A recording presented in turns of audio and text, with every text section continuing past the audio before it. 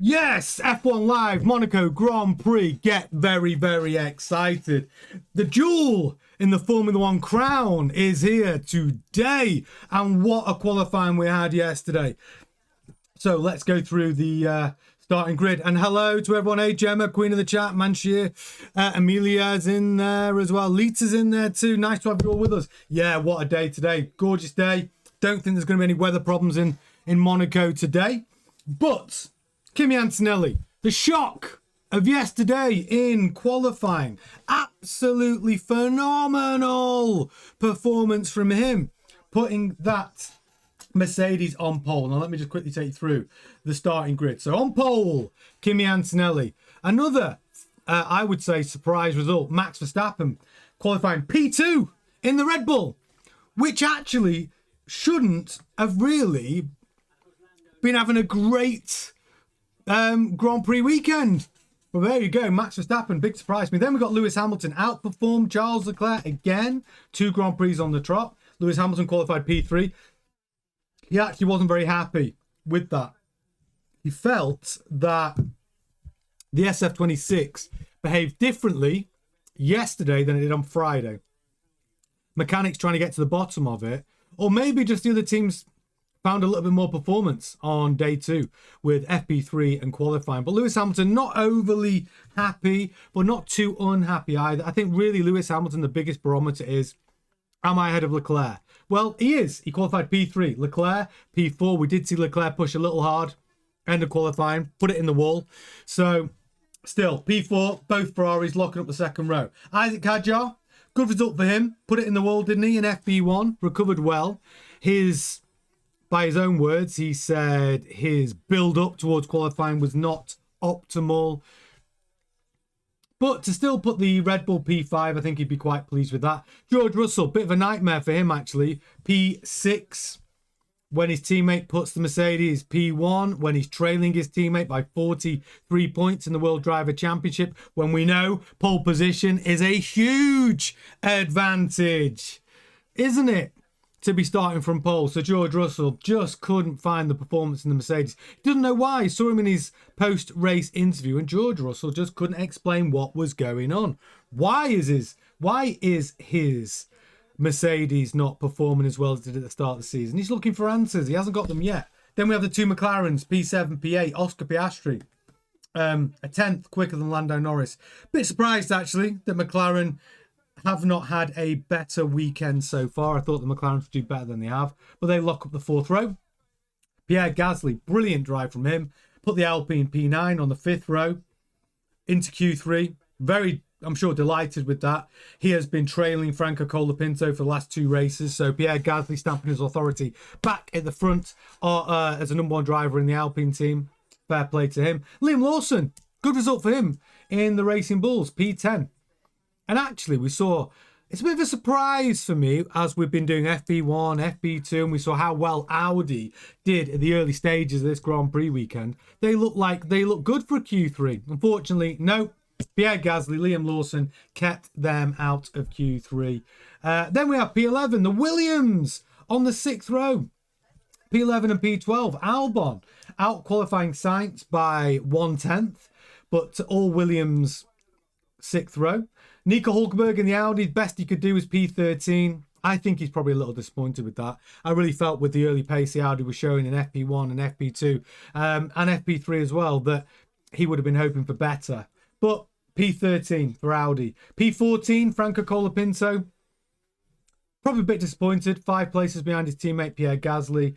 Arvid Lindblad, again, P15 in the Racing Bulls. 5 places behind his teammate Liam Lawson. He probably would be hoping for a better performance. I do like Arvid Lindblad though. Then we got Gabriel Bortoleto. We saw his problem in the Audi. Took him down. He could only manage a P16 because he got through to Q2, but then he clipped the wall, damaged his front left suspension, wasn't able to advance through to Q2. But Bortoleto did put a time quick enough in Q1 to go through to Q2, but unfortunately couldn't take part, which meant P16 for Bortoleto. Then Esteban Ocon, P17, Perez, P18, Oliver Bearman, P19. Not a great qualifying for the Haas. Not a great weekend for the Haas. We've seen Haas actually get progressively worse since Melbourne. Losing pace. We've seen Esteban Ocon, being dominated by Ollie Bearman. But today, Ocon out-qualified Bearman. Old Bearman, P19. We saw Bearman had his little accident. Well, maybe a bigger accident than little. At the top of the hill in FP3. But he managed to qualify P19, Bottas P20, and then the Aston Martins, the woes at Aston Martin, the tail that is just one. I wish they could turn around, actually. Fernando Alonso P21 and Lance Stroll P22. And again, Fernando Alonso 7/10 quicker than his teammate. The gap's too big between the two of them. Lance Stroll is normally around a second a lap slower than Fernando Alonso. So not great. Yes, Kaori, I see you. Reese Cup's in the house. Brian's in the house. Mike Lopez. Brilliant. Nice to have you with us. Sema's in the house. Yes, Sema. How are you, my friend? Made it up. Made it up for the Monaco Grand Prix. So, yeah, it's a good one. How many red flags? How many safety cars? I think there's going to be at least three safety cars during this Grand Prix. Someone's going to put it in the wall, which brings me very nicely onto the question that we all need to answer. Live chat predictions. These are what we are playing with today in our live chat predictions. Fastest lap of the race to the nearest 3 decimal places. And who is next in the wall? Who is next in the wall?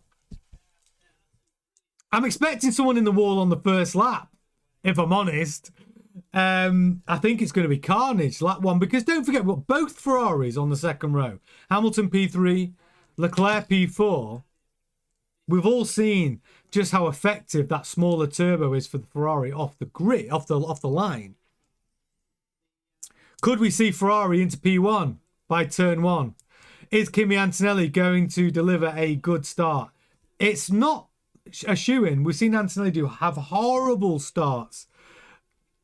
Getting that starting, that optimal window. Kimi Antonelli's not been perfect at it. He's definitely not been perfect at it. So we could see Ferrari, challenging turn 1, lap 1. Yes, for me, Scott, I see you in the house. So yeah, I'm going to have a look. What do I think my fastest lap time of the race is going to be? I think it's going to be in the 112s. I think it's going to be about... Is it going to be as fast as a... No.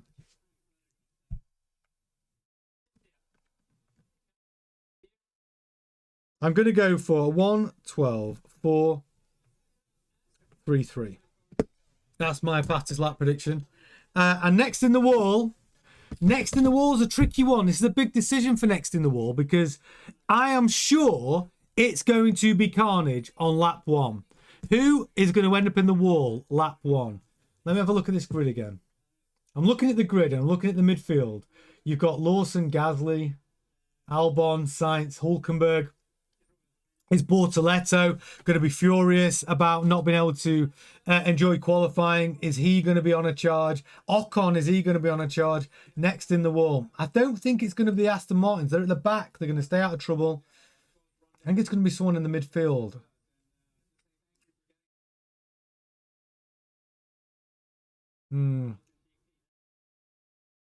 Okay. I've made my choice. I'm going with... Okay, I've made my choices. These are my predictions. Yes, DT! DT is in the house! It's 5:30 a.m. here and I'm sitting in an IMAX theatre once again. Yes, DT! Love it. Oh, wow. F1 engineer, I can advise how to do Monaco GP 4 days for 500 quid. That's brilliant. Let me know if you want the info. You need to share that info, Jim. Right. My predictions are coming in, and I'm expecting to see your predictions in. Fastest lap to 3 decimal places and next in the wall. This is what I'm going with.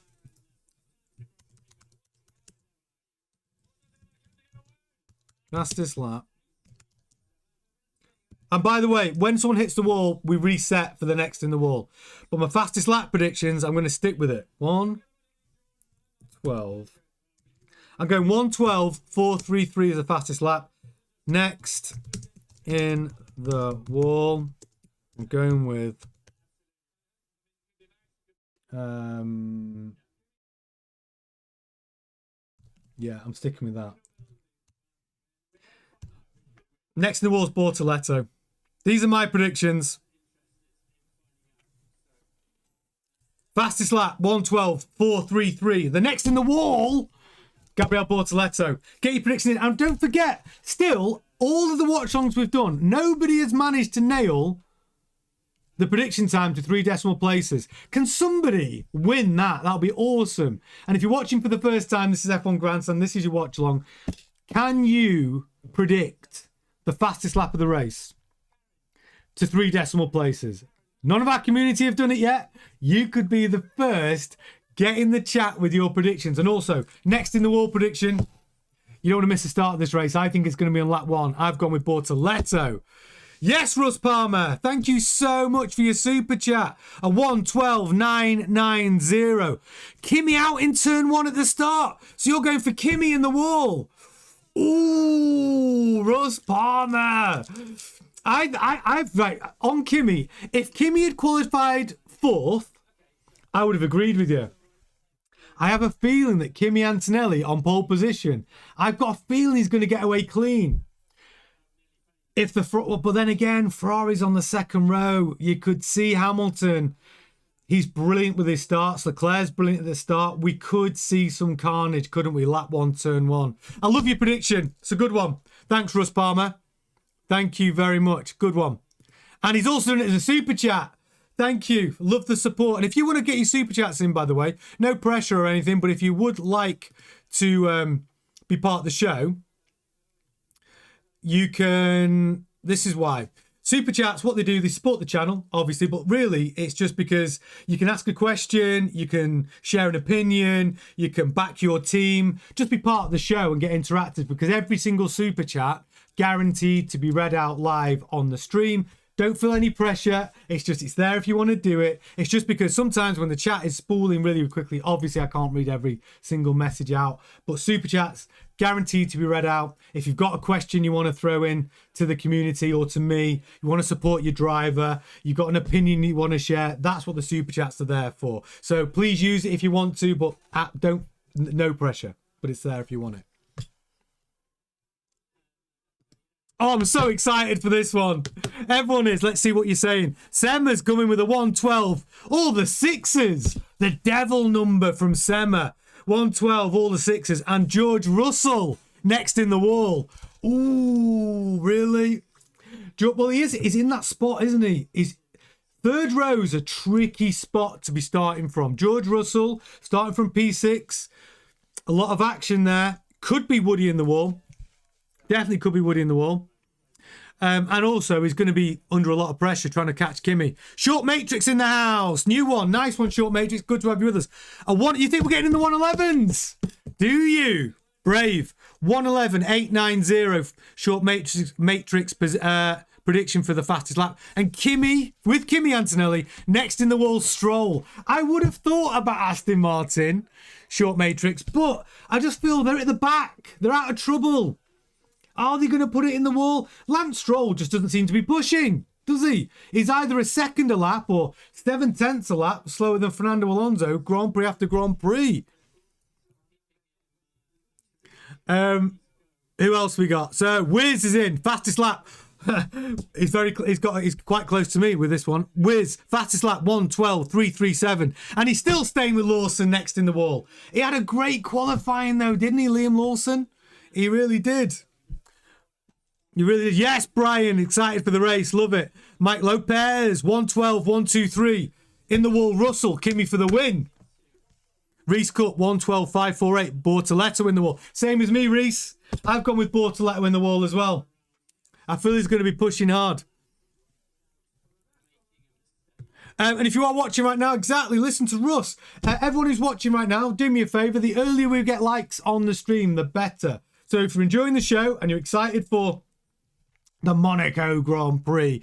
Smash a big thumbs up on the stream as early as you can. It just gives that signal to YouTube to push it out to more people. So yeah, it's really important. If you don't mind taking a second and you are enjoying it, big thumbs up on the stream. And if you're brand new, get in the chat with your predictions like everybody's doing.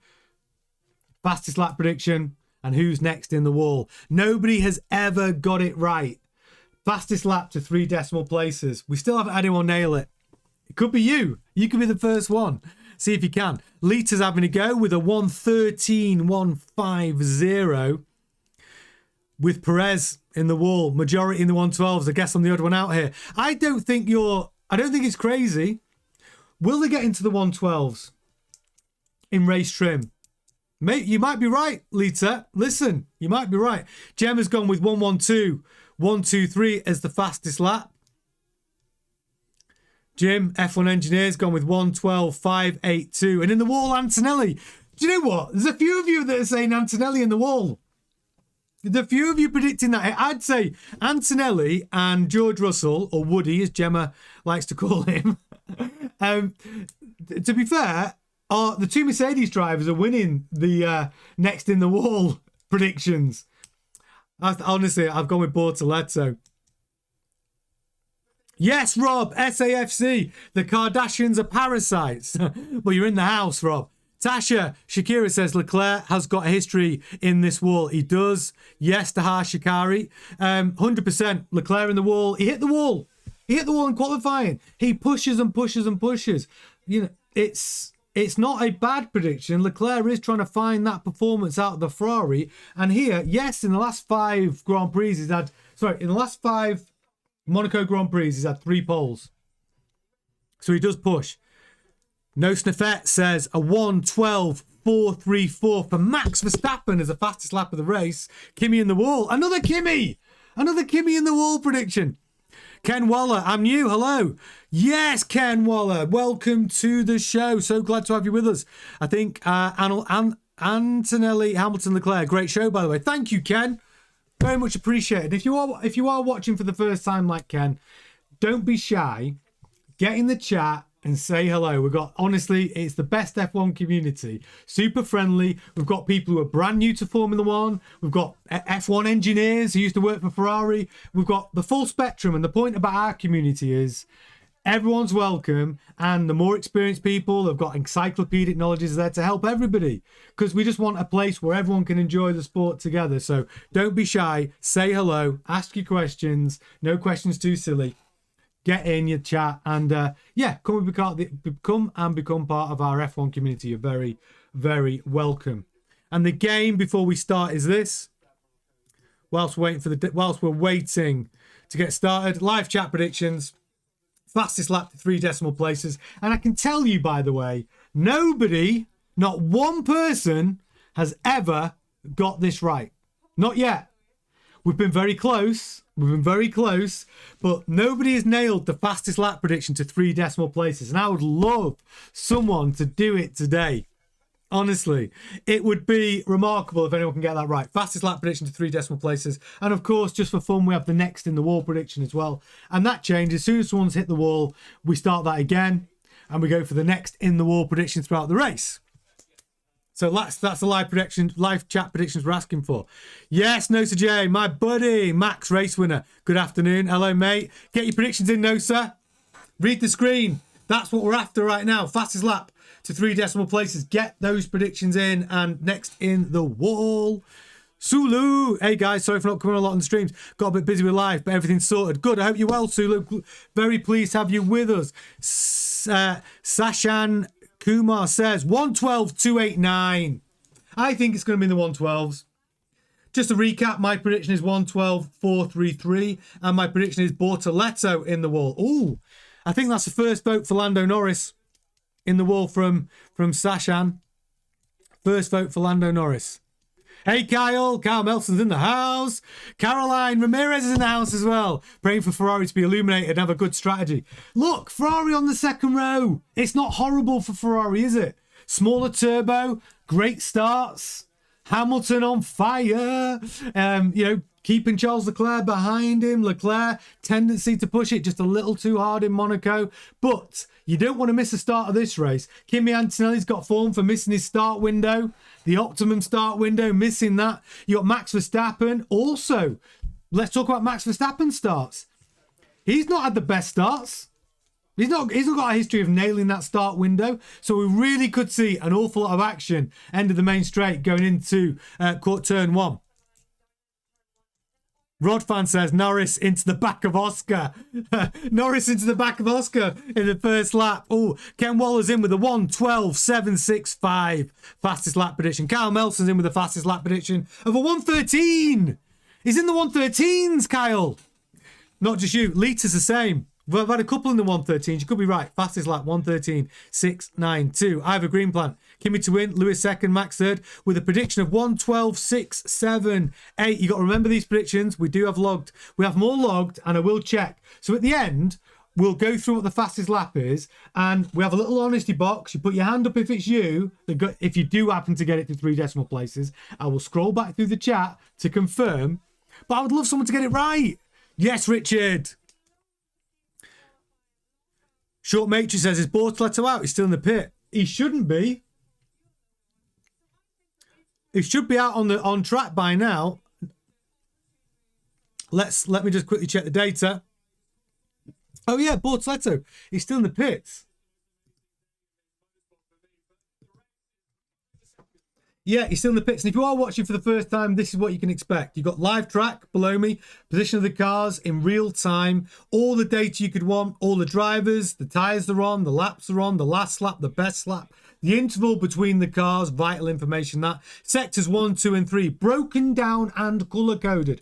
Every sector broken down to mini sectors. This gives you a visual representation of how well your driver is doing. If it's yellow, it means no improvement. If it's green, it means they've done their personal best. If it's purple, any of those mini sectors are purple, it means your driver is going fastest of all. Then the gear the cars are in, the RPM the engines are pulling, and the speed of those cars. We give you all the data you want. We've got extra screens to come in and out. We've got race control messages, radio transcriptions, track limit violations. We keep you across all of it throughout the Grand Prix. So all the data you could possibly want. Mike Lopez in the wall is going to come from top 4 teams. I think you could be right. And now I've seen Bortoletto, who looks like he might be starting from the pit lane. Oh, I'm not sure now. Yeah, exactly, Ken Waller. Yeah, Bortoletto starting from the pit lane. He was my prediction. Can I change my prediction for the wall? Can I change my in the wall prediction? Because I do completely agree with Mike Lopez. In the wall's coming from the top 4 teams. And I quite like... I've changed my mind. I think you're right. And I think I'm going to... I'm changing my in the wall prediction now. Bortoletto starting from the pit lane. I should be allowed. If anyone's picked Bortoletto and wants to change their in the wall prediction, it's perfectly allowed. He's starting from the pit lane. So my next in the wall, I'm logging it now. Anyone pick Bortoletto, you can change if you want, because he's starting from the pit lane, and we didn't know that at the time. So next in the wall, my new prediction is, do we go with the majority here? Oh, who do I think, truthfully? No. I'm going. I know what I'm doing. I'm going for.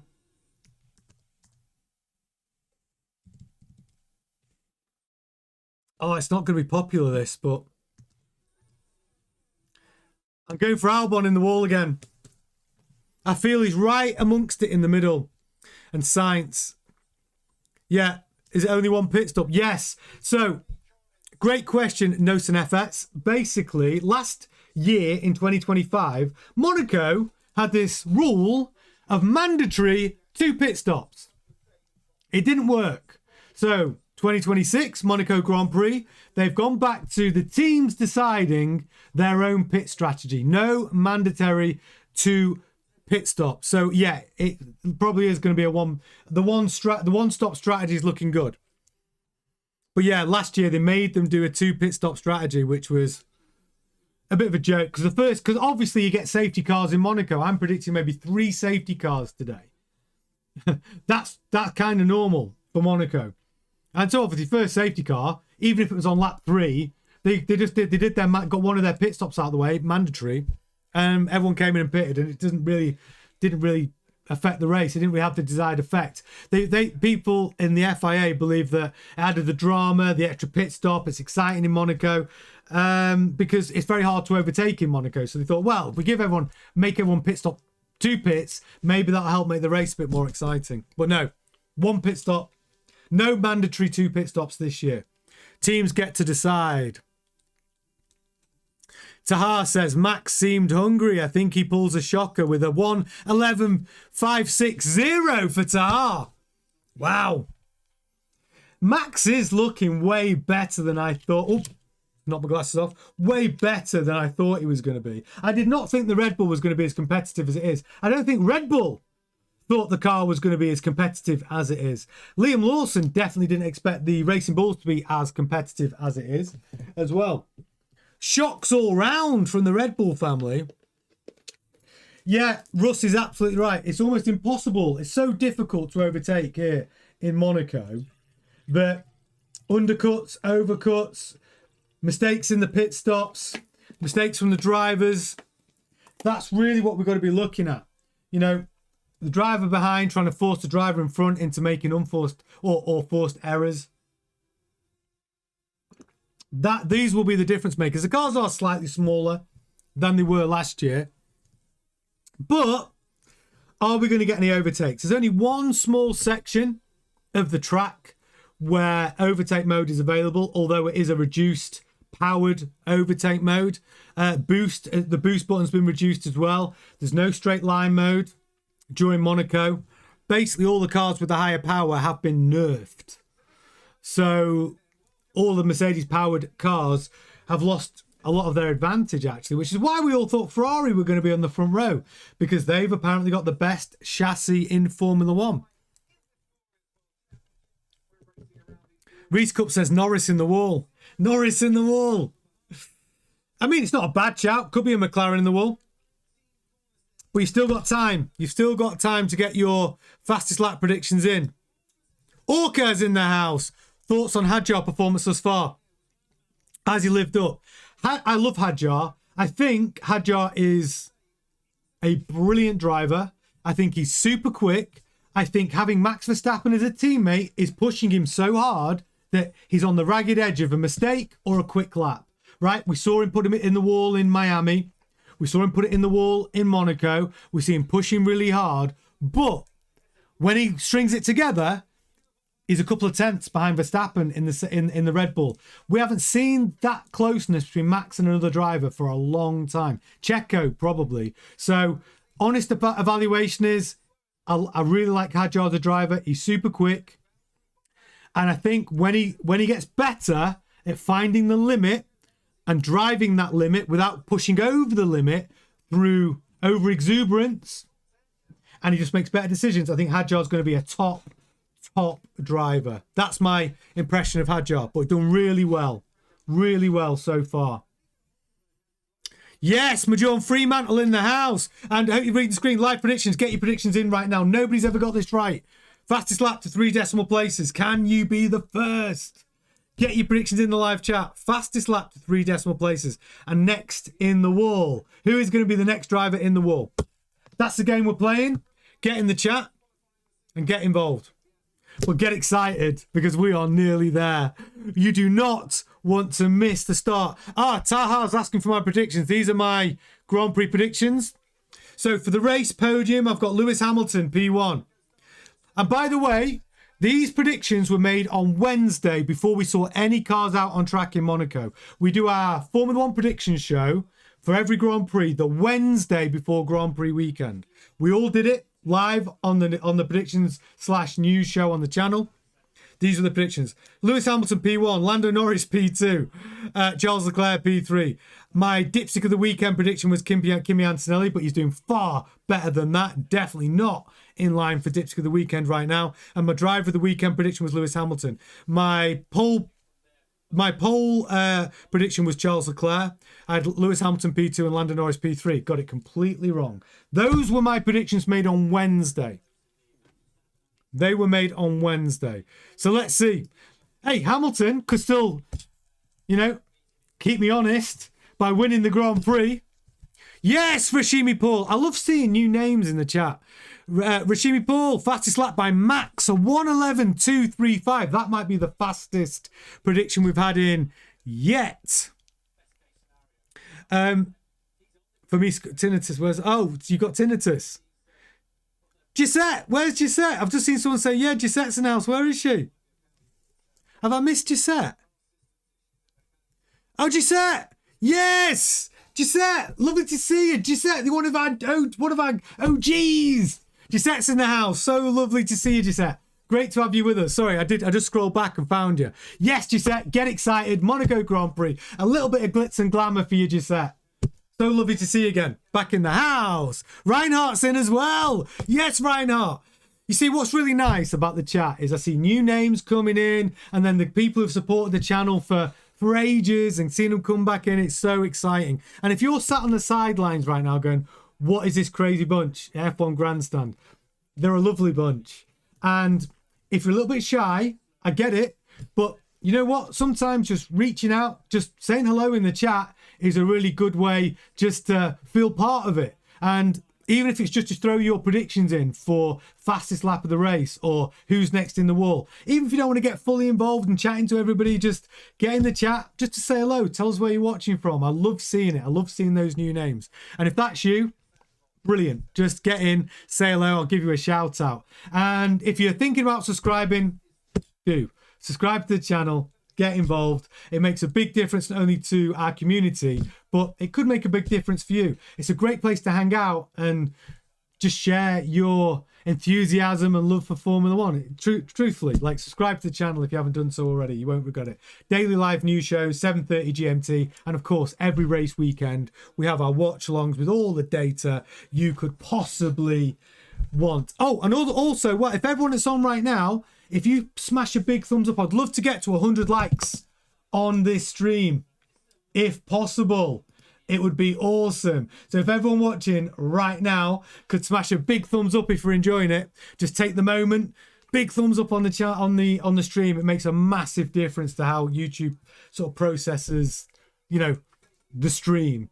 It makes a big difference. And if we get to 100 likes, get in. I'm so excited for this one, if you can't tell. Rishmi Paul, I think Kimi can have a lock-up on the first few laps. Can crash as well. He makes mistakes often. He does. The exuberance of youth. You can call me Ray if my username sounds too long. All right, Ray. Yes, Ray, you're in. Bull and Paul. Welcome to the chat, buddy. Watching from Turkey. Prediction. Antonelli, 5 for 5. Good prediction. Wouldn't that be something? Antonelli, 5 for 5.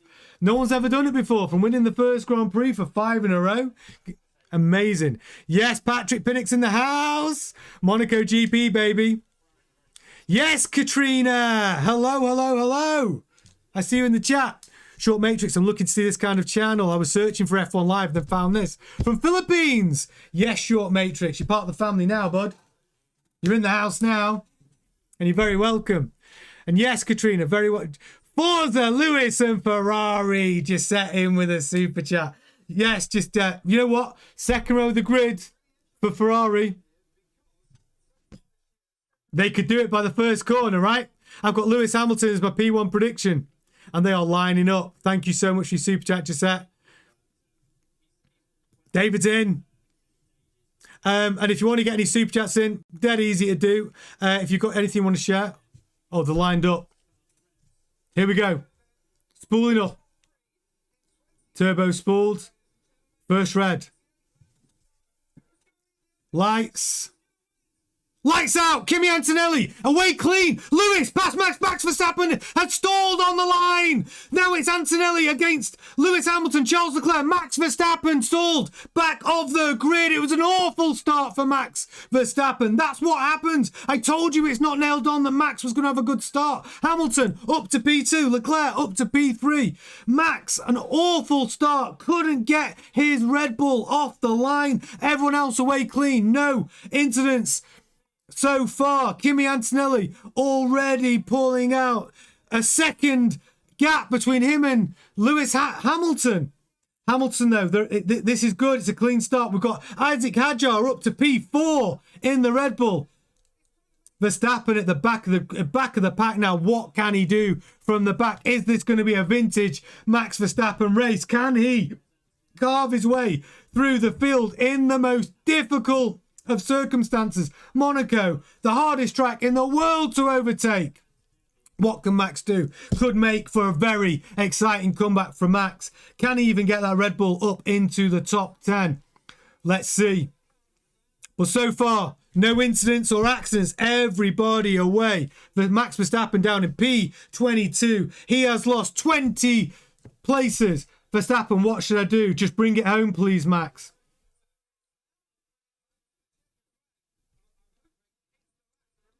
So, Max Verstappen asking the pit wall, what should I do?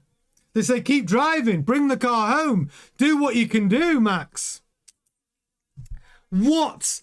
That is unbelievable. Sorry for a Max fan, but listen, it does set up for a great storyline. Can Max get that Red Bull into the top 10?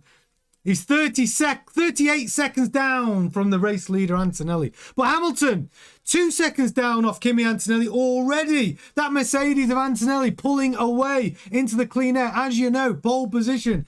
A huge advantage here in Monaco. Kimi Antonelli pulling out a 2-second lead over Hamilton already. 2.5-second lead over Lewis Hamilton. Leclerc, a second down from Lewis Hamilton as well. And I've lost my coverage. Come on. Don't do this to me. What am I missing? Hadjar up to P4. Russell, P5. Gasly up to P7 in the Alpine. Brilliant start from him. Norris down to P8. Lawson P9. Albon up to P10. Sainz P11. Hulkenberg up to P12. Colapinto P13. Perez out on the soft tyre. Oh, Verstappen. He's out. He's in the pits. Retired.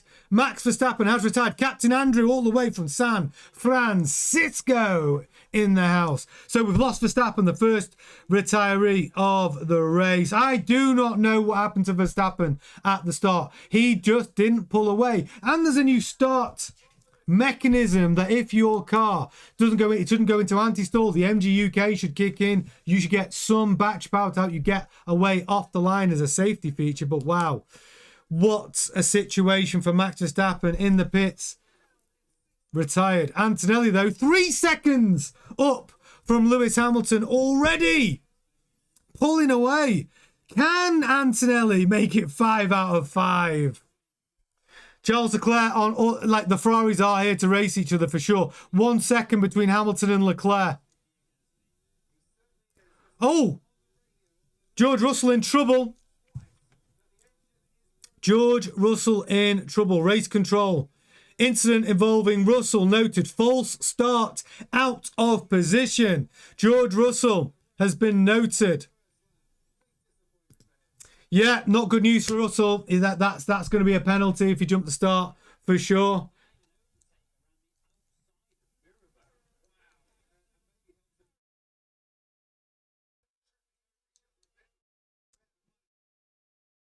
Yeah, Max retired. Sulu. Sarah Tailuana. I'll see them after tyre changes. Lewis will be ahead. First place. Love that, Sarah. Love the prediction.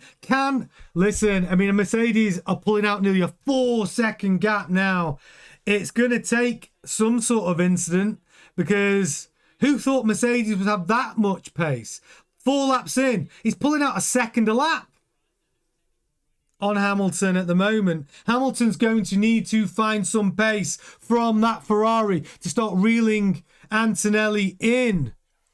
Leclerc, second back from Hamilton. Hadjar, actually, 2.3 seconds behind Leclerc. So the Ferraris are pulling away from the rest of the field. Russell, P5, Piastri, P6. Gasly, though, congratulations. Pierre Gasly in the Alpine up into P7. Fantastic start for him. Yeah, Cal Coolett says if Russell gets penalised, it's a wrap for him. Hang up your boots. He just can't keep putting it down to bad luck, can he? Russell can't just keep saying it's bad luck. Like, you make your own luck. Kimi Antonelli's putting that Mercedes on pole. It must be a tough spot for Russell, but if Russell gets a penalty, drops down to only scoring a couple of points, and Antonelli gets under 25 points, I think George Russell, it's a big, big ask if Antonelli stretches out another 20 points to be like a 60-point gap between him and George Russell. It would be crazy. Gisette says, I feel really sorry for Max. He could have won this race, Kimi, and he was so close. And he said he could race more like normal. I agree, Gisette. Absolutely right. Max Verstappen did everything right. I'm watching the start now.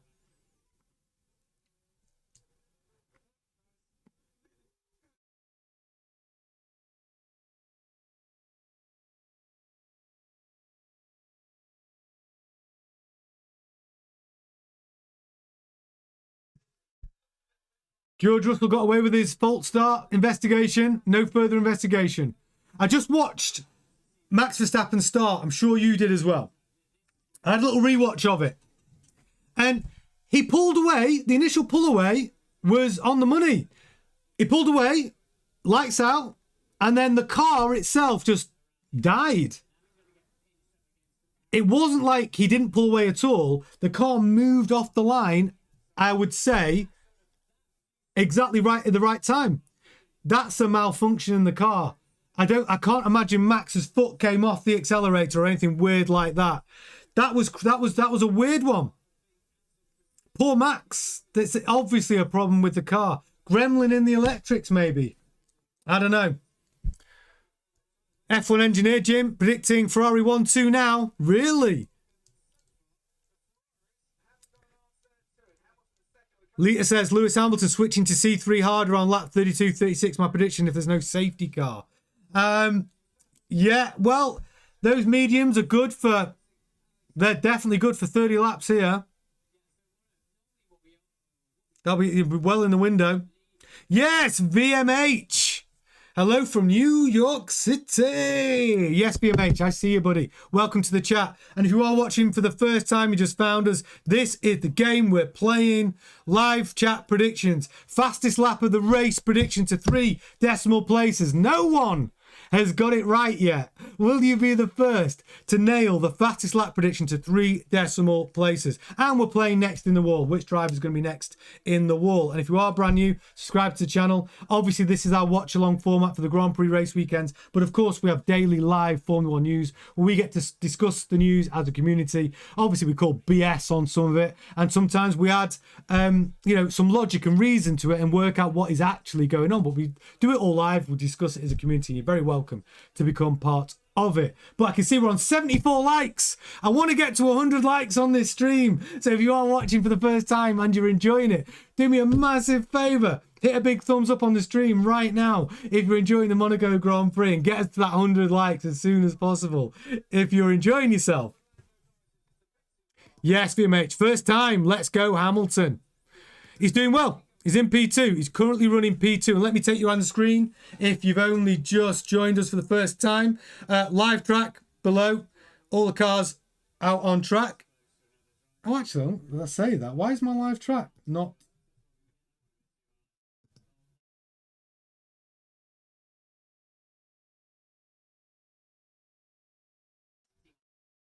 Let me just fix something on the live track. My live track had frozen.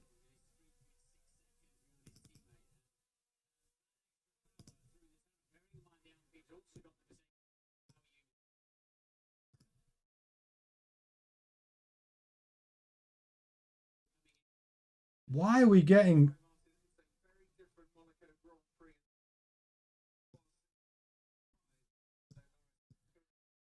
We're getting a little bit of sketchy. The live track data not being super smooth.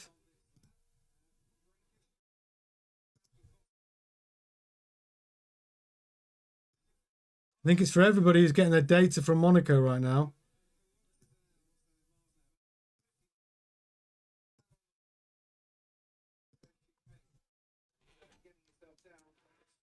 Hopefully the guys in Monaco can sort that out and improve the live data on track. It should be a lot smoother than that.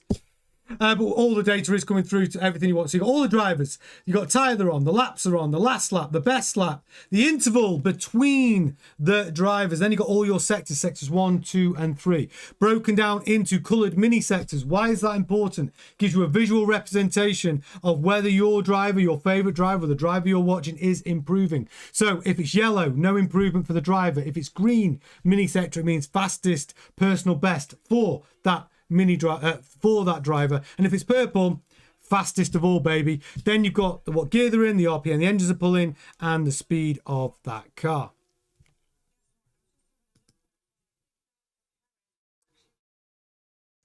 Put up a target likes current likes display. I don't know how to do it.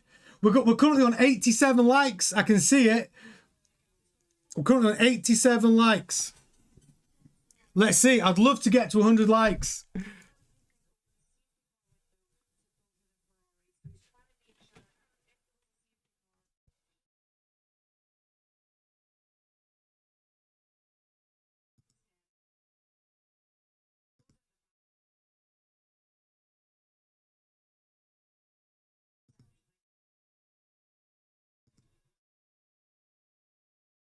I'm just seeing if there's anything I can do to speed this up.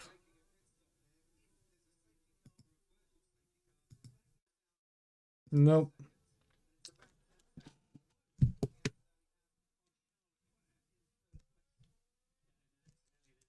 Yes. Okay, so Toto Tahar says Toto's probably enjoying himself. Verstappen to Mercedes. If you know, you know.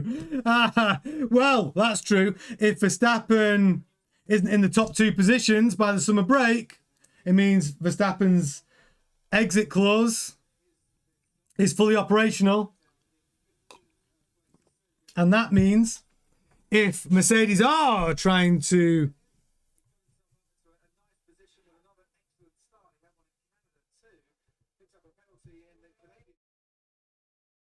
What's going on? Let me just check.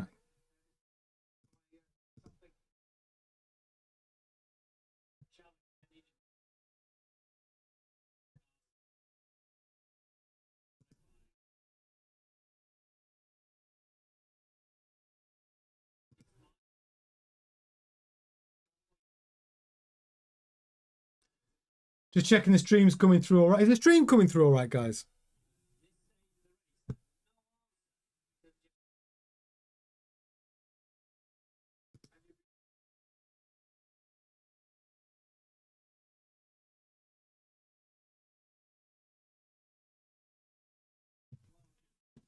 Hopefully that's working. Yes, just set in with a super chat. Kimi, unless he does something dumb, will win.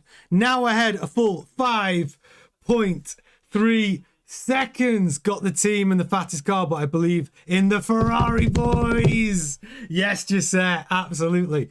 Yeah, if you're a Ferrari fan, anything can happen here. Hamilton, Leclerc, P2, P3. And, you know, Antonelli, it could... Look, dare I say, I'm not wishing it on him at all. I'd love him. You know, 5 Grand Prix wins in a row is remarkable. So, look, if he can do it, I'm all for it.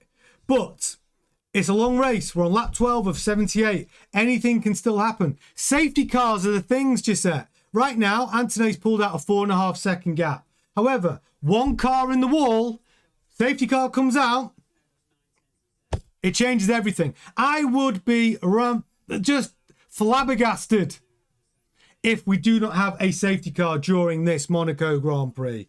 So right now, Antonelli, 4.4 seconds ahead of Hamilton. I mean, Hamilton's 4 seconds ahead of Leclerc at the moment.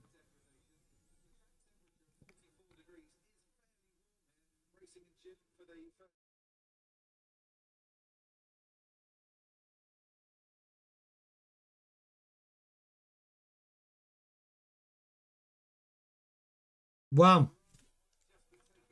Oh, so sometimes it lags. Real laggy, did he say? Stream good. Oh. It was just a weird message that came up. It looks all good now, guys. My face cam's really laggy, says I'm in. Hopefully it's all sorted now. Apparently YouTube has sorted itself out. It's not from here. It's YouTube messing about. For some reason. We're back on. Stream health, all good now, though. I'll just check it again. Yeah, excellent. Great.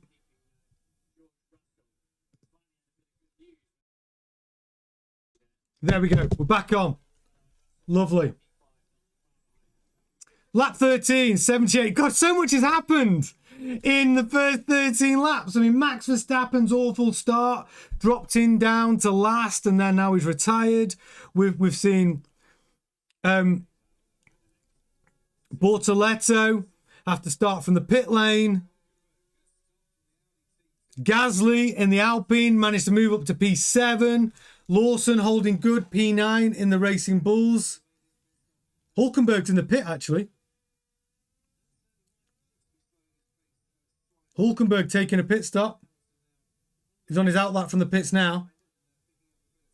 He's gone to the hard tyre. So he thinks he can finish the race on the hards. That could be clever. That's... Hulkenberg getting on the hard tyre could take him to the end of the race. These hard tyres seem to last forever. It's weird. Lapping is happening right now, lap 14. Behrman's being lapped. Bortoletto's being lapped. Crazy. Yeah, already back markers. Good night. Morgan Fremantle, Hamilton's going to be golden after the ADUO. Well, that's what Ferrari are hoping, right? They are hoping that the additional upgrade opportunity is going to change everything. Because listening to Hamilton, listening to Leclerc, they all say the same thing. We've got a great chassis. We're just down on power. Solve the power issue, we'll give you race wins. If the ADUO can bring them 40 horsepower, which is really what they need, then yeah, Ferrari could even be dominant. But they're so down on power, it makes a massive difference. Kimi Antonelli has lost a little bit of his gap, actually. Hamilton, 3.5 seconds behind Antonelli at the moment. I mean, Antonelli was nearly 5 seconds ahead of Hamilton. So maybe Antonelli's been told to maintain a gap of around 3.5 to 4 seconds.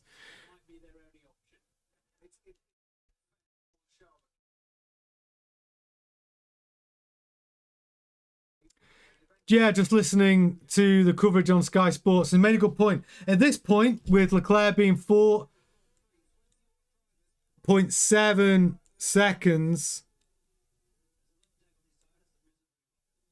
behind his teammate,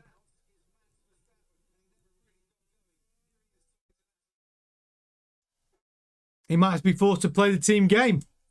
Leclerc may be forced to support Hamilton now to try and help Ferrari, give Ferrari the best chances.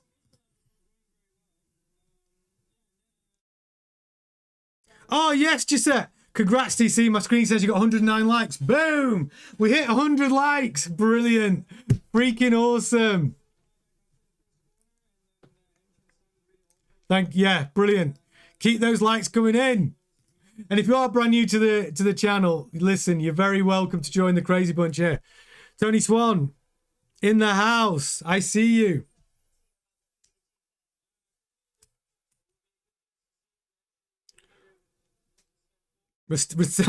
Tony Swan says, Verstappen retirement back on. Is that going to be the next conversation in the media pen?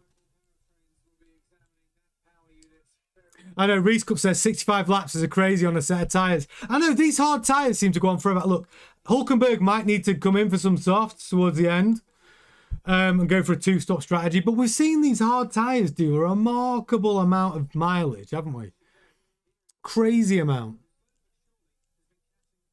But yeah, so many of you on the stream right now. Listen, if you're here for the first time, a quick plug for the channel, ladies and gentlemen. Join our community. Hit like, on the stream. If you're enjoying it on the show, subscribe to the channel live every night, 7:30 GMT for live Formula One news. And of course, race weekend watch-alongs like the format you're watching right now.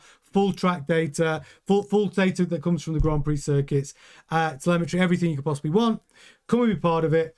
Get involved, have your say, join our community. It's a very, very cool place to hang out. Yeah, so there you go.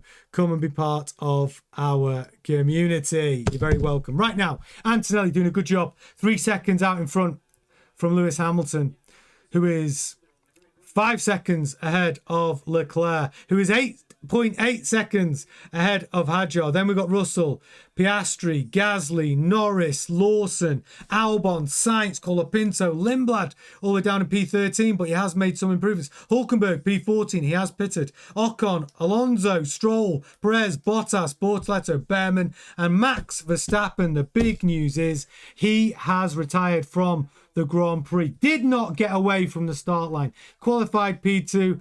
Really unfortunate for him. Yeah, couple of laps after that, he pulled the car into the garage and retired. Is Hamilton closing the gap? 3.2 seconds now behind Antonelli. I feel the Ferrari does better. Like when Hamilton manages tyre temperature, I mean, we could see just the effect of that in Canada. Hamilton is brilliant at that. Tyre management, Hamilton, one of the best. This could come into play. It could come into play. We're on lap 18 of 78. Jimbo says, just hope Hadjar can stay ahead of Russell. Well, right now, Hadjar is 1 second ahead of Russell, isn't he? Hadjar up to P4 in the Red Bull, starting P6. If somebody said to him at the start of the Grand Prix, you know, top 4 finish, he'd probably take it.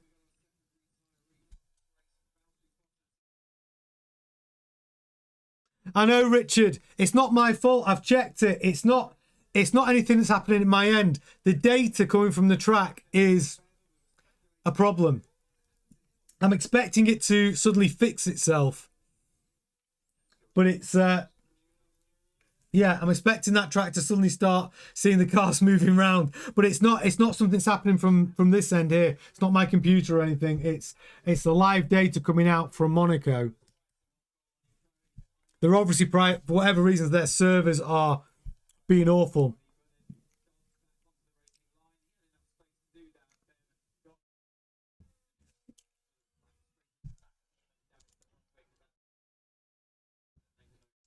Mr. YouTube, map isn't. I know. It will start working again. I promise. It happens sometimes when the data's going out from certain countries from the track. It can get a little bit crappy. Bottas in the pits. Is he coming back out again? Yeah, Russ Palmer says, medium tyres, got to get into that 30-lap window for the hard tyres to be competitive to the end of the Grand Prix. Bottas is in the pits. I mean, the Cadillacs is an interesting story, isn't it? Their whole program is about how do we develop our car as fast as possible. It's not about how do we get to the drivers getting their best performance. Everything they do right now is about developing the Cadillac car to becoming competitive. It's not about personal driver glory at all. And both drivers are running their own program. That being said, it's quite obvious that Perez seemed, whatever his program is, and maybe it's Perez is just a little quicker in the Cadillac than Bottas, definitely getting the better end of the stick. Gisette, Lewis gained 0.835 in the last 5 laps. Hamilton currently running 5 seconds behind Antonelli. I mean, Antonelli is just put the fastest lap of the race in on a 1:16.050. I actually think the fastest lap of the race, we've all gone in 1:12s. I think it's going to be a 1:14. I think we've been a bit ambitious with our fastest lap predictions.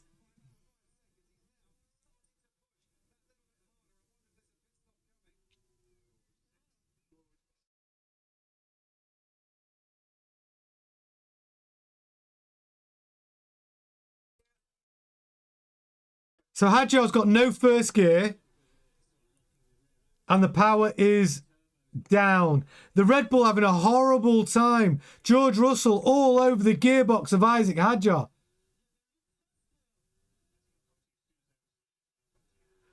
Hadjar shouting at his race engineer on the team radio. Furious that there's problems in his Red Bull. Absolutely furious. George Russell all over the gearbox. Can Hadjar keep him behind?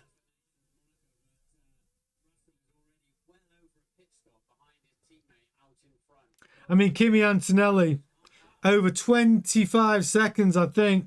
Over 20 seconds ahead of George Russell.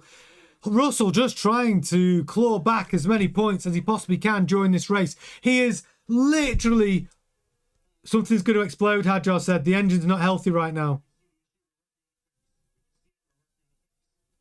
Isaac Hadjar says the engine is going to explode in that Red Bull. Something not healthy right now. That is the radio messages coming through from Hadjar.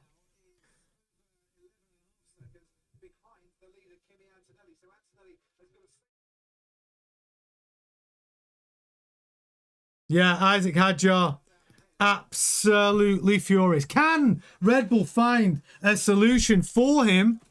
Can he do it? Can they find a solution for him to improve that Red Bull? While George Russell is all over the gearbox. Look, Russell looking for the opportunity. Russell is going to find a move, I think. Can Hadjar just make that Red Bull incredibly wide and making it difficult? I mean, George... It's the action is taking place. That is the battle right now. Next overtake is going to be George Russell, but Hadjar does seem to have enough pace to keep him behind him. I don't know what's going on with the Red Bull up the hill. The battle for fourth is real, but Hadjar says no first gear, down on power. The engine, there's a problem. It's going to blow up. That's what Hadjar said on the team radio. The engineer said, we are working on a solution. But wow. It just shows how hard it is to get past in Monaco. The Mercedes of George Russell, obviously, the far quicker car right now. But Isaac Hadjar doing a sterling job. Perfectly within his rights to defend his position. It's going to take a brave move. Russell trying to make a move into the chicane, but no. Hadjar placing the Red Bull right in the optimum place. Russell, just no room to get by. Hadjar under no obligation to let him past at all.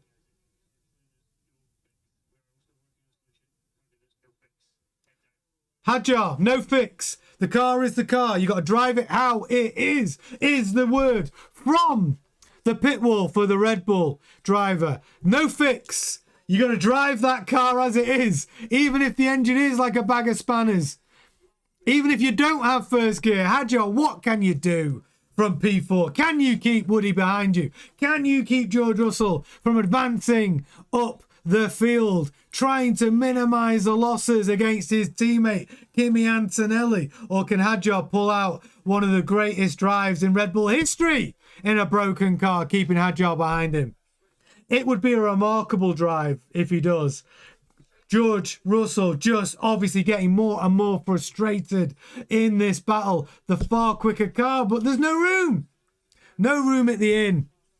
Yeah, for me, Scott, George cannot get past a crippled car. No, no, no. Thane says, hopefully Hadjar takes Russell with him. Reese Cup says, yeah, Hadjar thinks it's going to blow up. It might do. That Red Bull of Hadjar may blow up in spectacular fashion. It does not sound healthy, but it's running. Even if it's running at 85%, it is running. So let me take you on the screen. If you joined us for the first time, or you've just joined us right now, this is exactly where you want to be. This is your Formula One watch along at F1 Grandstand. It's your companion to watching the Grand Prix. Charles Leclerc makes a mess of the chicane, crossing the corner there. Leclerc not having a great weekend. But this is your companion to your Formula One Grand Prix weekend. We're with you every step of the way. Come and join the community. Like the stream if you're enjoying it, but more importantly, get involved with our game that we've got right now. Live chat predictions, fastest lap to 3 decimal places. A lot of us have gone for 112s. I don't think it's going to be in the 112s though. I think it's going to be in the 114s. Anyway, fastest lap prediction to 3 decimal places. No one has got it right. No one's ever predicted 3 decimal places. You could be the first if you're watching right now. Get involved, join the community. Next in the wall, name the driver. Who is going to be next in the wall? Get your predictions in. You're in the right place to have a lot of fun with us. And also, do smash a like on the video, on the stream if you're enjoying it. It makes a massive, it's a massive help to the channel to help us build our community together. And of course, watch-alongs every night, 7:30. Sorry, live news every day and every night, 7:30 GMT. Fully interactive. Come and be part of it. Kimi is marching away. 9 seconds now ahead of Hamilton. Really, the Ferraris are hoping for a safety car. And it's very rare that we don't get a safety car here in Monaco. I think it's just a matter of time before we see it. And that would be a dream for the Ferrari drivers. Get a safety car right now. Close them all up again. Hamilton and Leclerc with that smaller turbo. Even Hadjar is 22 seconds behind Leclerc. It could change things. Safety car could change everything in this Grand Prix.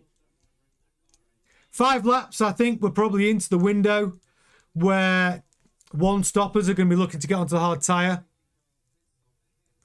Bottas out. He went into the pits. I thought he was going in just to, you know, go for an early pit stop. But no, that Cadillac is out. I do not know why. I don't know what the problem is. Oh, George Russell. He's almost touched. Wow, he is really on the gearbox of Hadjar. Nearly lost his front wing there. George Russell absolutely risking it for a biscuit. Risking it for a biscuit to try and find a way past Hadjar. Hadjar just slowing him down. Russell's, what? Nearly 36 seconds now behind his teammate Kimi Antonelli. Russell, the frustration's going to be building inside that cockpit. How is he going to find a way past Hadjar, the slower car? But Hadjar driving extremely well. 39.6 seconds between Antonelli and George Russell right now. It's a problem. It's truly a problem. Yes, Ems, Hadjar doing really well. Yes, he is. That is the battle on the track right now. That's why we're getting those pictures. Hadjar versus Russell. That's where the excitement is during the Grand Prix right now. Can Russell find a way? And can he do it without putting them both in the wall? He's going to have to put the move. He's going to have to make this. He is going to have to edge his nose out into a dangerous area sooner or later if he wants to get past Hadjar. Armin Hadjar plus 24 seconds down, exactly. Slowing George down lap after lap. Every second that George is behind Hadjar, the pain is increasing. Piastri is only 3.2 seconds behind Russell. And closing in. If Russell can't find a way past Hadjar, we're going to see Piastri on the gearbox of Russell within the next, 15 laps. Ree says another snooze fest. No, you can't think like that. One safety car is all it takes to change everything at Monaco. And the way George is trying to find his way past Hadjar, that safety car could be coming out quicker than you think. Yeah, Rod F1 fans saying George. And a lot of people said George is their prediction for next in the wall. George Russell. Was he your prediction? The way he's driving right now, trying to find a way past Hadjar. You could see that. Could be Russell in the wall next. But Antonelli, some fantastic work from him. Over 11 seconds now between Antonelli and the Ferrari of Lewis Hamilton. I tell you what's interesting though. Leclerc pulled back a bit of the gap. He's now just 2.9 seconds back. George Russell, keeps looking for that gap. You think he's going to go for it. And then doesn't have the bravity needed to put the move on. Or maybe it's wise. You just think you've got to be brave here at Monaco. You have to be brave. You know, you've got to force the gap from the driver in front.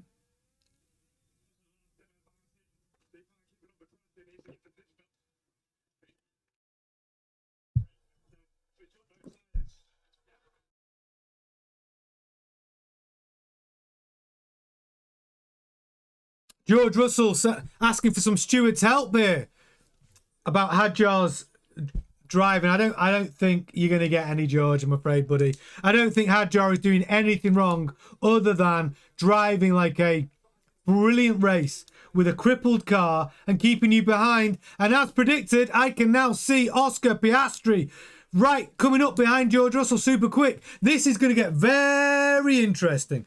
Piastri is going to be all over the gearbox of Russell. And that traffic jam that Hadjar is causing with his crippled Red Bull is going to create some exciting racing. Can Piastri find a way? Hamilton in the pits. Decent pit stop. Decent pit stop from Hamilton. 2.1 seconds. Not much more they could ask for. 2.2. Between 2 seconds and 2.2 is a big thumbs up. Well done. It's exactly what you want. Yeah, Gisette says, it's so frustrating for these drivers with 50-50 power. I agree, Gisette. It's tricky. And there's nowhere on this track either where they can use the boost function and the battery to help with the overtakes. They've nerfed it all. But even if you've got the extra speed, like George Russell has got right now, he can't... Oh! It's a mistake from Hadjar. Gained an advantage there, surely. He cut the chicane. Hadjar cutting the chicane there with George Russell all over his gearbox. Didn't gain a place, but surely gained an advantage by keeping George Russell behind him from that mistake. Let's see what happens. Yeah, Ems, it's just the beginning. We're 30 laps in. Wait for the safety car. We're going to get one. And I have a feeling we're going to get one because of George Russell. Don't you? I think if the safety car's coming out, I think it's because of a George Russell just getting so frustrated. Leclerc's into P2. Hamilton has pitted. He has pitted onto the hard tyre, which will take him to the end of the race. And he's 17 seconds behind Leclerc. Good move for Hamilton. He's pitted first. He gets the... If you are the lead driver of your team, you get the choice. Do you want to pit first or second? Hamilton's come in for that hard tyre now. He's on fresh rubber. That Ferrari does pretty well on the hard tyre also. Hamilton on fresh rubber. He will do okay. Whilst the mediums are going off, I'm expecting Hamilton to start gaining, actually, on Antonelli and Leclerc. Leclerc's still got a pit. Bart is in the house. The car map is still frozen. Oh, I know. It's so annoying.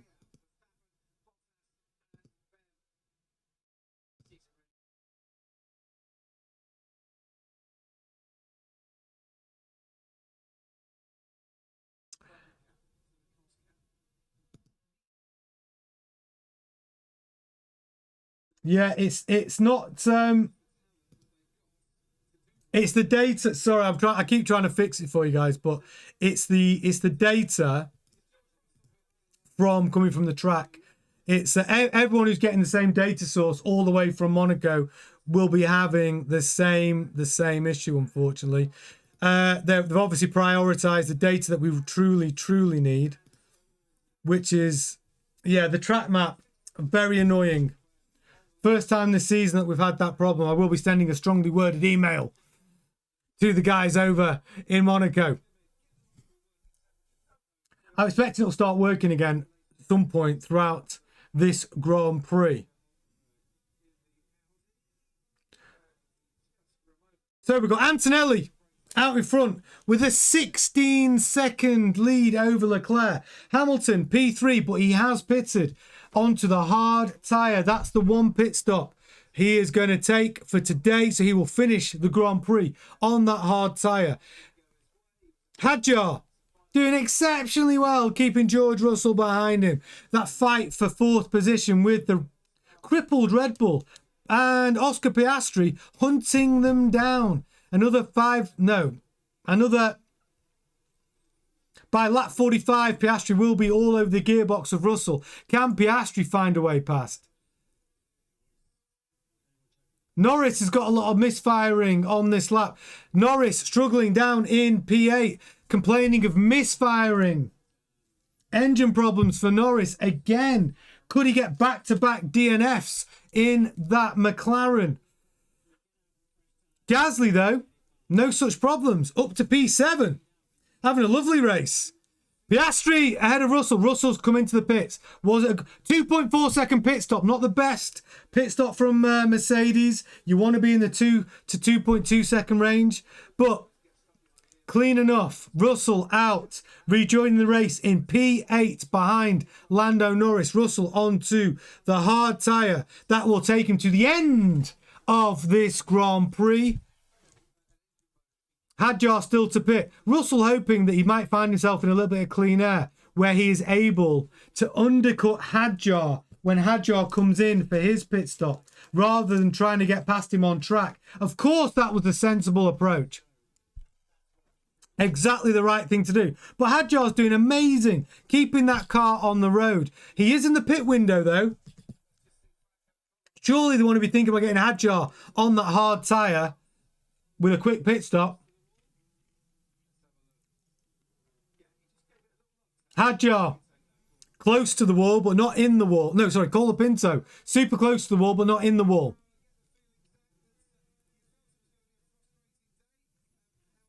Norris, still struggling with misfiring problems.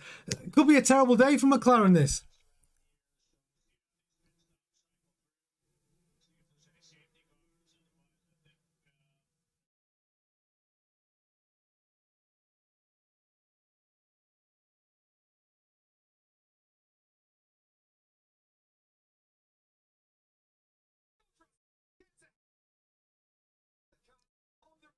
The undercut worked.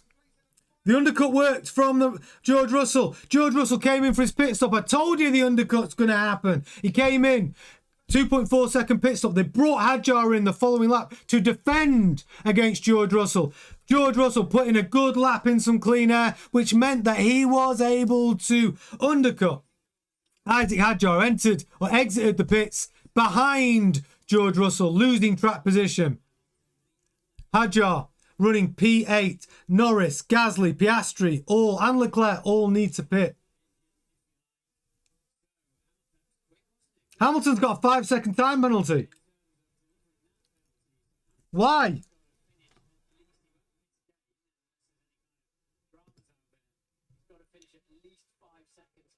Five-second time penalty for Hamilton. Speeding in the bloody pit lane, Lewis. There's no excuse for that. Was your pit limiter not working? Hamilton speeding in the pit lane. 5-second penalty. Oh, silly mistake. You could have handed Leclerc P2 there. Oh, such a silly mistake, that one. Come on, Lewis. 5-second penalty, speeding in the pit lane. Come on. What can he do? Let's see. He did pull out a 5-second gap to Leclerc at some point earlier on in the race. He might be able to make it back. But really, errors like that, unforced, silly errors, you've got to eliminate that out of your race weekend. If your goal is to have a perfect race weekend, that not perfect. Piastri currently running P4, yet to pit. Piastri needs to get some hot laps in to try and try and overcut Hadjar. That's what he's trying to do now. Let's see if he can get some hot laps in now. Piastri coming for a pit stop and come out in front of Hadjar. That's the goal. Even in front of Russell, but he's going to have to put some mega laps in, Piastri, to make that happen. Still no safety cars yet. Operated 3 safety cars in this Grand Prix. And look at it. That's not the case. Not the case. But if you are watching right now, welcome to F1 Grandstand. This is our watch-along format. It's a great one. We give you all the data. Unfortunately, we do have a little bit of a pause, a little bit of freeze on the track. That's not normally the case. It's normally fully live and working. We're waiting for Monaco data to sort that out. But this is the data that matters. All the drivers, what tyres are on, laps are on, last lap, best lap, sector times, intervals. Sectors are broken down to mini sectors, colour coded. If it goes green, it means that driver has done the fastest, their personal best. If it's purple, it means fastest of all. If it's yellow, it means those mini sectors, no improvement. Obviously, the gear the car's in, the RPM the engines are pulling, and the speed of the car. We've got other data as well that we bring in and out of throughout the watch along. And we are playing a game. predictions, fastest lap predictions to the nearest 3 decimal places. Get in the chat, tell us those. Also, who's next to put it in the wall? But get your predictions in. And don't forget, daily live news, 7:30 GMT every single day. So do come and become part. That's what we do. Hit like on the actual stream. See if we can get to 200 likes. That would be freaking awesome if we can get to 200 likes on this stream. That would be brilliant. Let's see if we can do it. I mean, it's ambitious, but let's see if we can get to 200 likes on the stream. Subscribe to the channel. Become part of the community. You won't regret it. Live Formula 1 news every day, 7:30 GMT, plus breaking news stories and videos, and race weekend watch-alongs, which is a format you're watching right now. So yeah, come and be part of the community. You'll like it. Have a look around the channel. Loads of videos on there already. And daily live news. David Tringle, Ferrari antics in the pit lane. Oh, go away. Aluraplast. The race, listen, I agree. This race right now with Kimi Antonelli, 33 seconds ahead of Hamilton. It looks like a it looks like a walk in a park for Antonelli. In fact, I've not even seen much footage of Antonelli go around the track. But this is Monaco, baby. This is Monaco. And I would be flabbergasted if we do not get a driver in the wall and a safety car situation which bunches everybody back up. I would be very surprised if that's the case. Very surprised. But we will see. We will see. Here we go. Antonelli in. Clean pit stop, 2.3 seconds. Great pit stop from Mercedes. Antonelli under zero pressure whatsoever. 34 seconds out in front. Antonelli just needs to keep it calm, baby. You just need to keep it calm. Bring it home. That's it. That's just Kimi just got to keep his head. Do you remember what Senna did? 1980. Well, when was it? I want to say not 86. When Prost and Senna in McLaren racing each other, Ayrton Senna was so determined to lap Alain Prost. He was like 60 seconds out in front. And he's pushing and pushing and pushing. He had Ron Dennis on the radio going, slow down, Ayrton. This is your race. You're a minute ahead of everybody. Slow down, relax. And Senna just pushed and pushed and pushed and pushed, ignored Ron Dennis, and pushed it into the bloody wall. All because he wanted to humiliate Alain Prost. And, I don't think Antonelli's going to do that today. But when a driver gets in his head that he wants to annihilate the field... Oh, 5-second time penalty for George Russell, speeding in the pit lane. What the hell's going on in this pit lane? Hamilton, speeding in the pit lane. George Russell speeding in the pit lane. 2 drivers speeding in the pit lane. 5-second penalty each. What is happening? Silly errors. George Russell sped in the pit lane already. And they got a €100 fine. And do you know how fast he was going? The pit lane speed at Monaco is 60 kilometres an hour. George Russell was doing 60.3 kilometres an hour and got a €100 fine. A lot more. It costs a lot more when you get a 5-second penalty. Scotty Moll not enjoying the race. Well, look, there's plenty of action still to come. Cal Cool at C-Motor, the prayer didn't work. Would Piastri take Hamilton's spot at P3? Not at the moment. Not at the moment. Lewis wants a safety car. He's already pitted. I'd actually say Lewis, he needs a safety car to catch Antonelli, but he's 12 seconds ahead of his teammate. So Hamilton still, even with his penalty, Leclerc would be 6 seconds behind Hamilton, even with Hamilton's 5-second penalty. So as long as Hamilton keeps a 5-second gap, over a 5-second gap between him and Leclerc, he's good for P2. So a safety car would actually mess up Hamilton slightly because it means that Leclerc would effectively, even without track position, would be running in P2, wouldn't he? Because of Hamilton's 5-second penalty. And if he overtook Antonelli by some magical situation, he needs to pull out a 5-second gap to everyone to win the race. So it's a tough ask. Did Hamilton just pray for no safety car and stay where he is and take P2?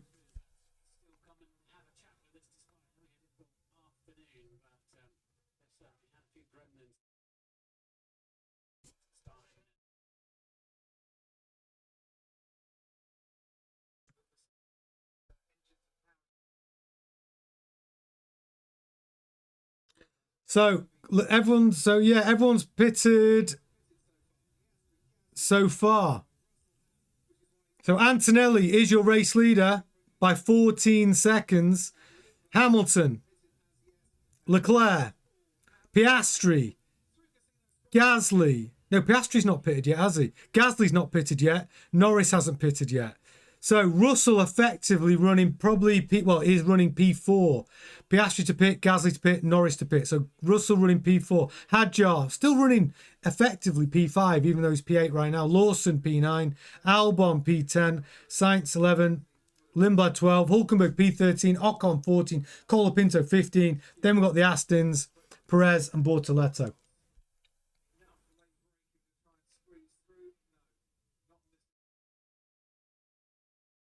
Yeah, Morgan Fremantle, Giuseppe's absolutely right. Hamilton's penalty confirmed.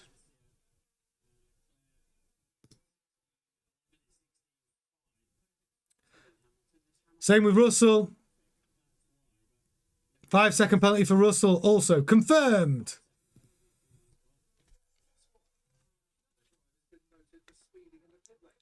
We're up to 150 likes. We're 50 off 200. If you are watching for the first time right now, smash a big like on the stream. I'd love to get to 200 today. I'd love to get 200 likes on this stream. If you're enjoying the Grand Prix and you're loving the watch along, a big thumbs up on it. Yeah, it would be great to get to 200. Also, don't forget, subscribe to the channel if you only just found us. I'm so glad you have found us, by the way.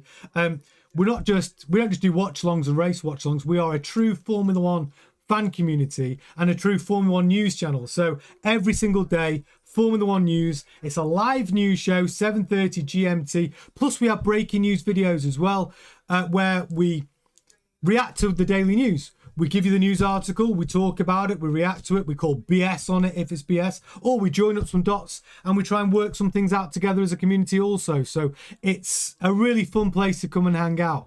And of course, Grand Prix weekends, it's all action, baby. Grand Prix watch-alongs every session.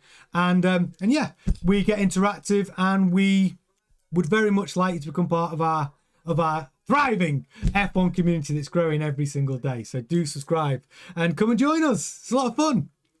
We'd love to have you. And if you're watching and you just like watching, I love that as well. You don't have to be fully interactive and like start chatting to everyone in the live chat. Sometimes people just want to watch and listen and enjoy it. But do you know what I like? Even if you don't get involved in the chat, if you just say hello, just go, hey, and tell me where you're watching from, or give us one, or get involved in the predictions. I love seeing new names in the chat. I love it. I really enjoy it. So if you are new, just say hello. Very friendly bunch. Just say, hey, tell me where you're watching from. In the chat, live chat right now. I want to see how many new faces I can see before the end of this show. Ems is in there. Leclerc needs to get P2 at least if he wants to win this Grand Prix. Leclerc's 10 seconds behind Hamilton. It's going to take an incident for the Ferraris to get back in contention for a win. But, you know, if both Ferraris get P2 and P3 and get a podium, it's great. It's still good. It's not the win. But for Ferrari to be 2 Ferraris on the podium, I mean, when was the last time we had that? Keep me honest in the chat. When was the last time 2 Ferraris were on the podium? Someone check that. I want to know. Yes, Sintalang. Kimi, 2026 World Champion. I think so. Yes, Vinci. Hello, Ethiopia.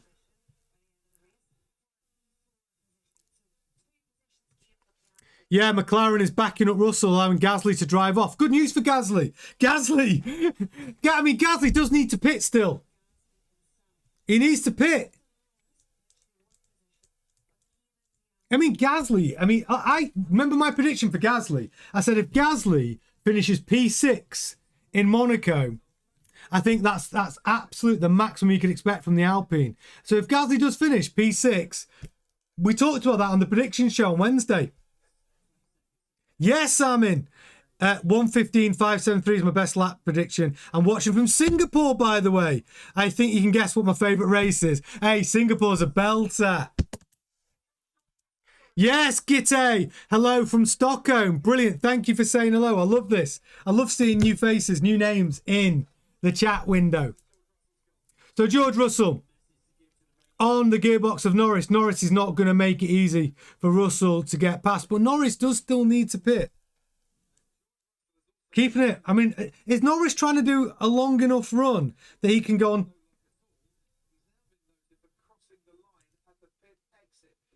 Soft. 45. No, he's got to be. He's going to have to go on the hard. Chitan, also from Singapore. Brilliant. Oh, Oscar Pia, watching from Australia. Brilliant. Love that. I love our Australian viewers. They are brilliant. They've got so much banter. Everyone's an Oscar fan. I hope you and everyone loves a bit of Mark Webber as well. Danny Rick. Yeah, I love the Australians. Cap Coordinate from India. Yes, Cap. Rod from Perth. Rian Corbin Fitness watching from my Sainsbury's van in Bracknell. Yes, Rian. That's what a Sainsbury's van is for. Watching F1 Grandstand. Another penalty for Woody. Flatlanders pointed out. Yeah, it was another pit stop violation, wasn't it? Let's have a quick look. Race control. Crossing the line at the pit exit. Incident involving Russell. It's noted. They're investigating at the moment. Will he get a penalty? Incident involving car 63 Russell crossing the line at pit exit. Oh, Norris got to retire the car. That means Russell. Oh, that's a double. That's Lando Norris DNF again. Another DNF for Lando Norris. Oh, bit of bad luck for the reigning world champion. Piastri, though, making the most of it. He hasn't pitted yet. Lawson in the pits, taking his first pit stop. A lot of one-stop strategies. Dave, 88, watching in Germany. Brilliant. Richard. Hey, Rich, from Sheffield. Yes, Rich. Laney La Chica, watching all the way from Hong Kong. Yes, Laney. Mr. Japels, watching from Johannesburg. Yes, Mr. Japels. Brilliant. Good to have you all with us. Super cool. Super cool. I love our community. Brilliant. Touching every area of the globe. It's brilliant. I absolutely adore it. Best lap prediction, although pretty outrageous, a 1:15.150. Listen, my prediction was in the 1:12s. I got it so wrong. And if you're playing the lap prediction games, don't forget the next in the wall. We've not had anybody in the wall yet. It's lap 46 out of 78. Fastest lap to 3 decimal places. What is your prediction? Nobody has ever got this right. No one's ever predicted the lap time to 3 decimal places. Get them in. And also next in the wall. We've got to get a safety car during this Grand Prix. But that's the game we're playing in the chat right now. White Star Line official watching from Lake. I can't say that. Shaga quagga wagga wagga wah. I don't know. I have no idea what that is. But White Star, welcome to F1 Grandstand. Good to have you with us. Nice to see you. Scotty, I see you, buddy. Balling Paul, Gasly in the wall. Yes. I don't get. He's doing bloody well right now. Rick Wilkes Racing, watching all the way from Costa del Grimsby. Hey, why not? Bit of nice weather. Grimsby on Sea. Cape Town. Motor 659.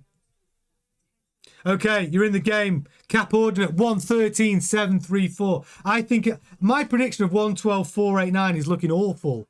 I think the 113s is right. And I think high 113s is right. We're in the 115s right now. It could even be a 114. I was so wrong. Talk about quali pace. What an idiot.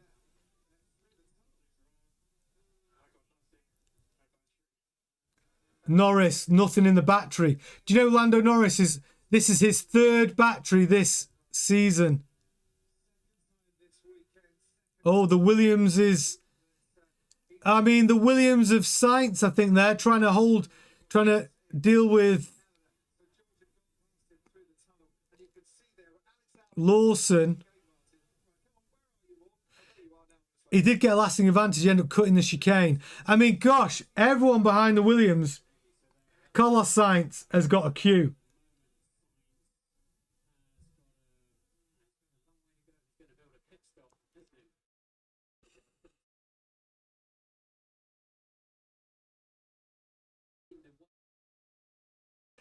Oh, Carlos Sainz.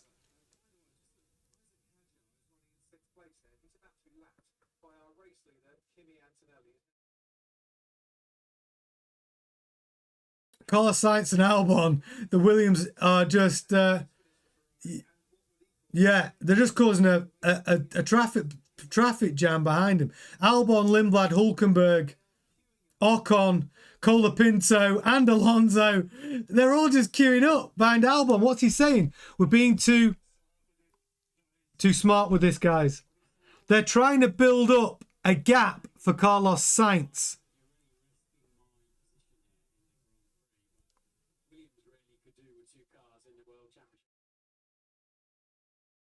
So Albon slowing down the field 8.6 seconds behind Sainz, 8.9 seconds behind Sainz, and he is literally holding up the half of the field, allowing Sainz to try and get some clean air. There goes Lindblad. What a move. Lindblad put the move on Albon, made it stick. Lindblad up to P10.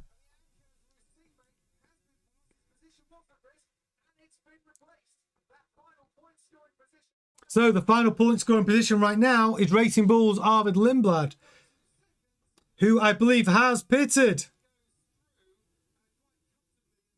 So Lindblad, I think it'd be fantastic for him to score a point. If both Racing Bulls could have a point scoring weekend, it'd be fantastic for those boys. Lawson running P8, Lindblad running P10, Gasly still running P7. The remarkable story for me, Isaac Hadjar currently running P5 in a damaged Red Bull. I'm not even sure he's got first gear. But he's got a 12-second gap between him and Piastri. Leclerc pushing for P2. Hamilton needs to get a move on with his 5-second penalty. Ooh. Yeah, he does. Wow. Leclerc's took 5 seconds out of Hamilton's gap here. You're absolutely right, Richard. Hamilton's got a 5-second penalty. Leclerc now really within 5 seconds of Hamilton. So yes, Hamilton has track position, but Leclerc is basically going to be running P2 very soon.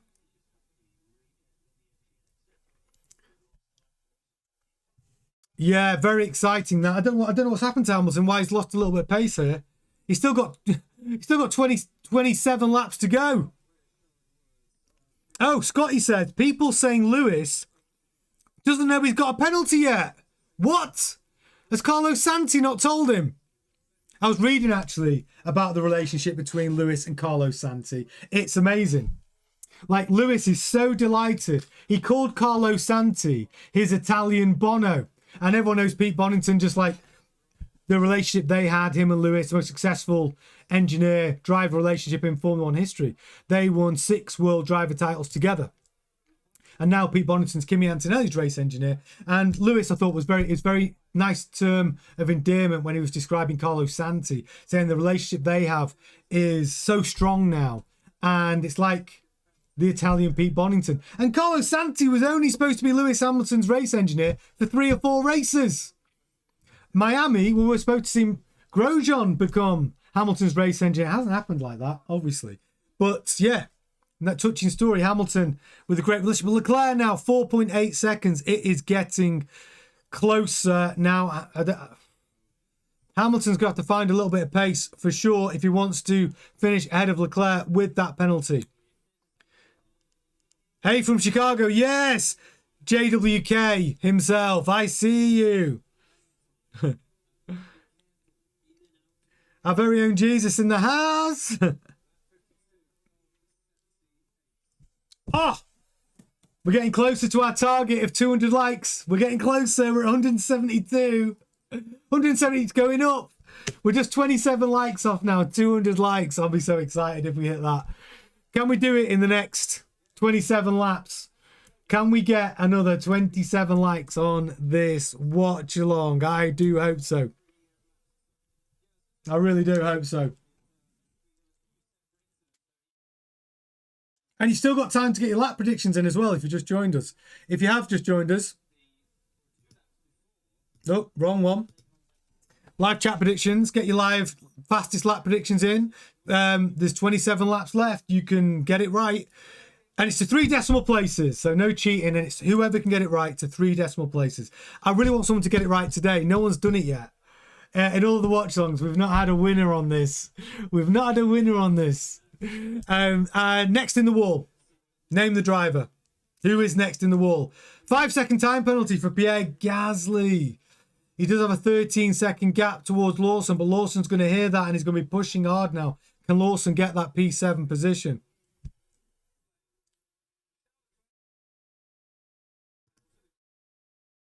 So do get your fastest lap predictions in. Yes, I see you, Meznalahi. I see a lot of W's. I don't know why I'm seeing so many W's, Meznalah, but good to have you in the chat. I see you. Welcome to the community. Welcome to the community, Meznalah.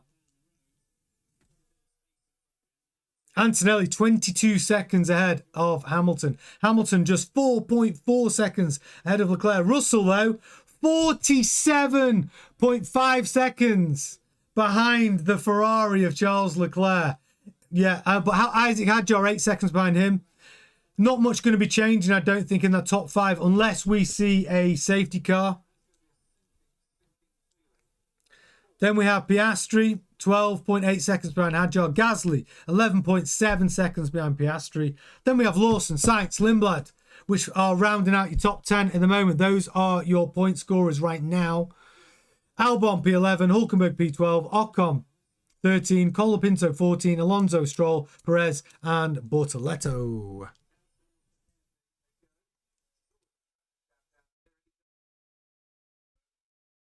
Motorsport says, yeah, next regulations for McLaren V8s. They've promised us a bit of that, haven't they? They've tempted us, haven't they? With McLaren V8s, if the regulations are simple enough and it makes sense for them.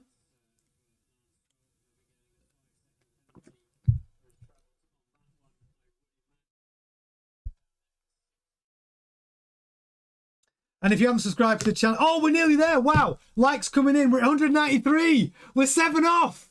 We're 7 off 200. We're 7 likes off 200. That'll be, we're going to do it. That was a target. 200 likes on this stream. We just need 7 more likes to get there in the next 23 laps. Can we do it? Brilliant. Yes, Latias channel, I see you in the house. Welcome to F1 Grandstand community. Welcome. We've done it. Boom. Congratulations to you. We've done over 200 likes on the stream. Absolutely brilliant. Oh, awesome. Well done. Absolutely brilliant. Thank you. Thank you so much. And hopefully everyone is liked as also. Hopefully we've got a whole load of new people in the community as well who subscribe to the channel who will enjoy the daily Formula One news as well. I hope you go and watch those videos and check it out and become part of the community, active, get in the comments. The one thing that makes our community different is it's always live, right? well, it's not always live. That's not true. Breaking news stories are sometimes get the video out, but every day is an opportunity for our Formula One news show, which is live every night at 7:30 GMT. And it's our opportunity as a community to react to the news stories, call BS and what we think is BS, join up some dots, discuss, debate in a really friendly and respectful way, and you're very, very welcome to come and be part of it. It's a lot of fun, honestly. The live news shows are a lot of fun every night, 7:30 GMT. So please do subscribe to the channel if you haven't done so already. Yes, Kieran, United fan. Boom, me too. Brilliant pit for the Williams car there. Thank you, Kieran. Yes. I missed it. I was too busy chatting. Antonelli just slapped Russell. Did he? He must have done. He can't have done. He can't have done, can he? 20. He could have done. Yeah. Wow. Can you imagine? Oh no. Antonelli said, just this news in, Antonelli just said there's something wrong with the engine up the hill. Antonelli sets the fastest lap of the Grand Prix and then complains to his pit wall there's a problem. And Reese Cup says 5 speeding in the pit lane. There's an issue somewhere. Oh, wow, you're absolutely right, and more. Reese Cup, thank you so much for your super chat. 5 speeding in the pit lane. We could see that this is a technical problem maybe, and we might see Hamilton's 5-second penalty and everyone else's penalty be revoked here. It seems strange that 5 drivers get it wrong in the pit lane, doesn't it? Make it 6.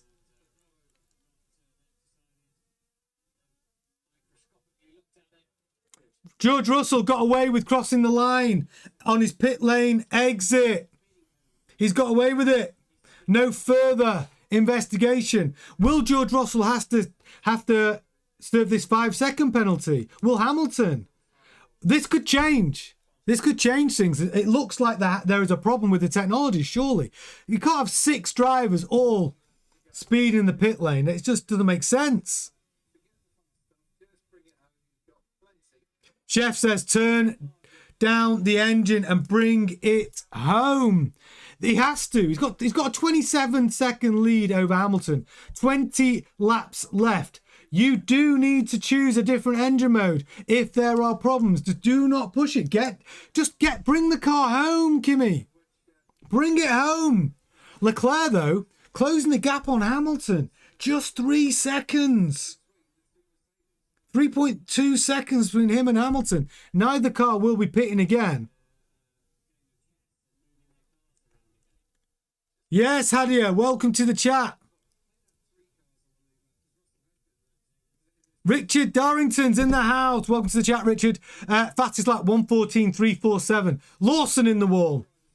I mean, there's only 20 laps left now to see anybody in the wall. I had Alexander Albon. F1 engineer in the house. He noticed the pit lane problem. Sulu, but also remember, FIA lacks accountability. We got to know after Las Vegas 2023. Cap Ordinate says, when rain arrives, Senna possesses Stroll. Kind of true. It's a stretch. Kind of true. Stroll is good in the wet. Sorry, guys, for relevant comments. Just having harmless fun. As I don't know much about F1, but trying to learn. Yes, Cap, you're in the right place to learn. You're in the right place. This community, very friendly. There's some people who know everything. We've even got an F1 engineer in the house. Yeah, you know what? I'm in. It is possible for no one in the wall. And right now, it looks like... I mean, I'd be shocked. I'd be shocked if we do not have an incident. But 20 laps left. 20 laps left. Yes, Robbie Box in the house. Hi from Sheffield. Sheffield Rob in the game, in the chat. Oh, well, he touched it. Charles Leclerc scraping the wall there. He definitely touched it. Has it damaged the car? No, but we saw a minor strike, didn't we? Just a slight touch of the wall yesterday from Gabriel Bortoleto, and then catastrophic suspension failure. Yes, Tito. Thanks for the live. Hope Kimi finishes from Valencia, Spain. Yes, Tito. In the house. Europlast. Nonoa. Hi from Dubai. Les Bar in the house. All welcome here.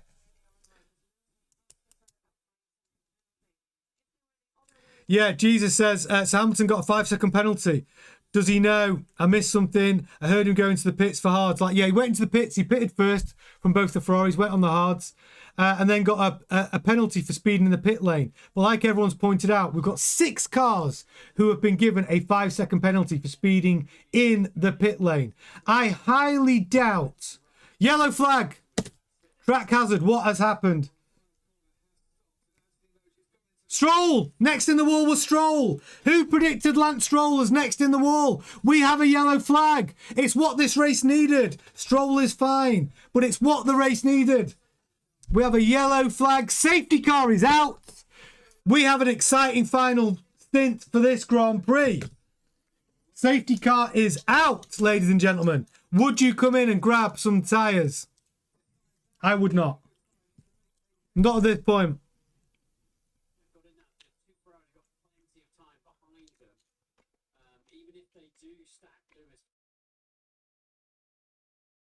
Who predicted Stroll in the wall? I know some of you did. If you predicted Stroll, you win my applause, my respect. You were correct. And you know what that means? We've got a brand new next in the wall. Stroll. Whoever said Stroll is a winner.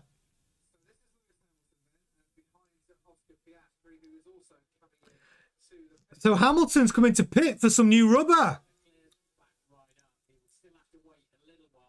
Or is it just to serve, or to serve his...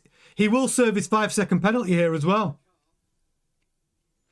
Hamilton in the pits. What a great time to serve your 5-second penalty under a safety car. Exactly right.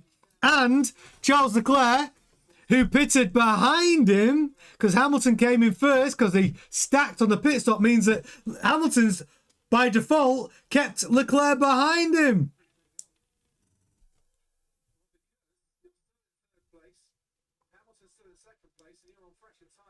And Hamilton still in second place. Leclerc still in third. Leclerc now can't leapfrog Hamilton because of the penalty. Hamilton has served it. Brilliant for Ferrari. Brilliant for Hamilton. Safety car came at the right time. They're able to under safety car conditions, they're able to catch up to Kimi Antonelli. Brilliant. And they're on fresh rubber.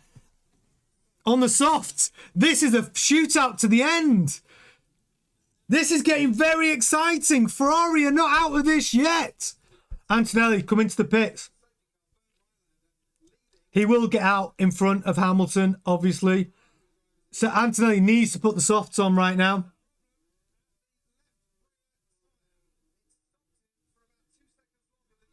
Hamilton, 4.5-second pit stop. George Russell held up a little bit. Does he get out in front of the racing bull? He does. Wow. Yeah, we're going to get a new next in the wall. So, Lance Stroll. Whoever said Lance Stroll is a winner. So, here we go. New predictions. The clock starts again. We've got 20... No, we haven't. We've got 16 laps left. Next in the wall predictions. Who do you think's next in the wall? I'm going to go with my next in the wall prediction is going to be, let's look at how it's all shaping up. New rubber for everyone, really. Next in the wall. Oh, I'm going. Who do I think? Does Hadjar stay where he is? I'm going to say next in the wall is.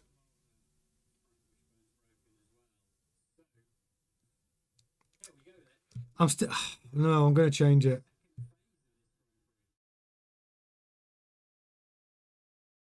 Okay, I'm taking my time on this one. Next in the wall prediction, I think it's going to be... I don't know why.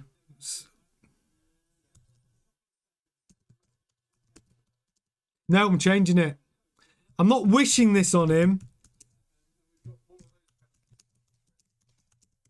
But I think he's going to be a bit pissed off. So I'm going... This is not going to be a popular opinion, ladies and gentlemen. I'm going Leclerc next in the wall. Next reason being is he has lost his 5-second advantage to Hamilton. So Leclerc starting P3 on this restart. I think he might... Leclerc's got form for pushing too hard at Monaco. Like I said, I'm not wishing this on Ferrari. I'm not wishing it on Leclerc. I just feel Leclerc might be the most likely to clip the wall in his Ferrari in the next 16 laps, trying to get past Hamilton. Because Leclerc's got every right to be a bit pissed off. Hamilton, they double stack the cars coming into the pits under the safety car. Hamilton served his 5-second penalty.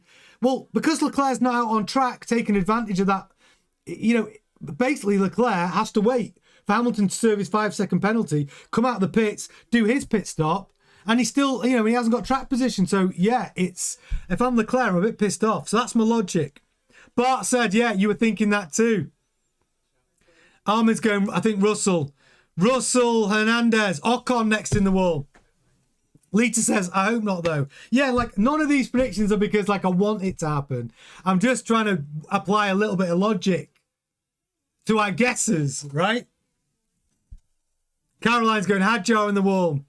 I know Motor659's gutted. Tony say it isn't so. I just feel that who's under pressure in the moments, you know?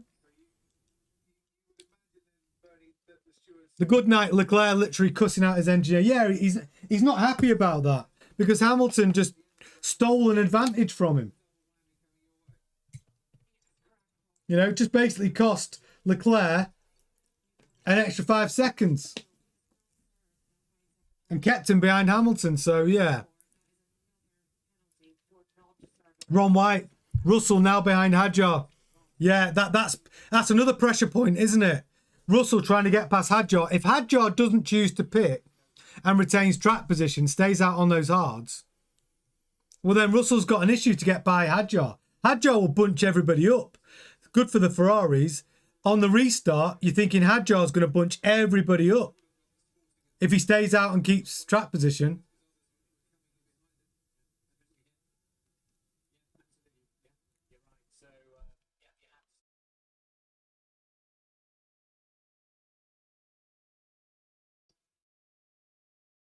Pink blood. Oh, sorry. Yeah. Thank you. Thanks, buddy. Thanks, Pink blood. Totally forgot. Yeah, sorry. I left it on. Wait, I forgot it was there. Thanks, guys.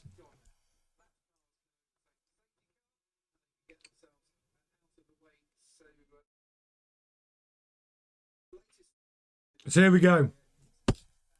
It's exciting. 14 laps left. This is going to be a very exciting restart. Hadjar, Russell in the wall.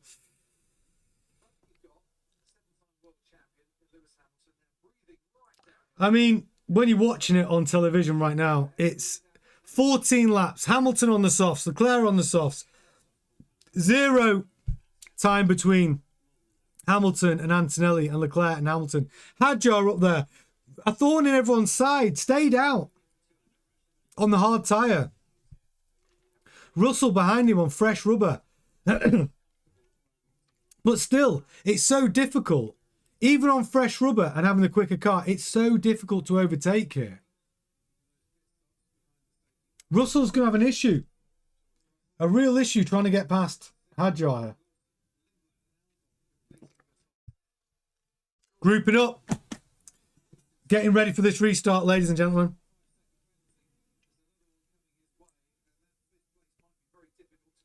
Another 5-second penalty coming Russell's way for not serving his pit stop, his penalty in the pits. Yeah, Sulu, I don't know what has happened with... I mean, to be fair, I can just remove it. It's not working, is it? Oh, we've got to 223 likes, Rod says. Can we get to 250? That would be unbelievable. That would be unbelievable if we can get to 250.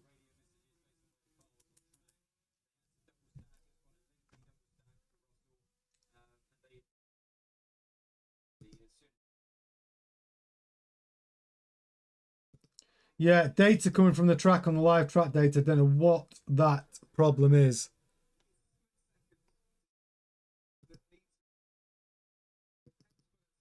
I'm just trying to... Yeah, it's definitely not at our end. It's absolutely not at our end.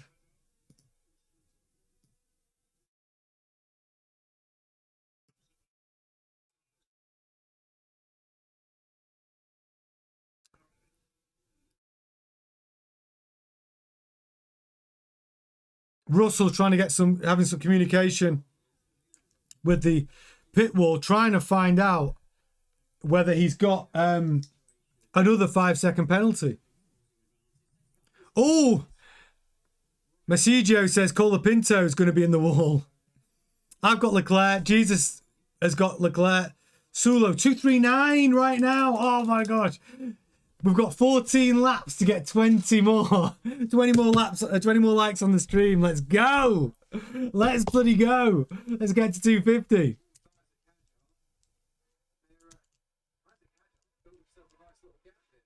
So, safety car ending. This is it. Get serious now. Business end. This restart, anything can happen here.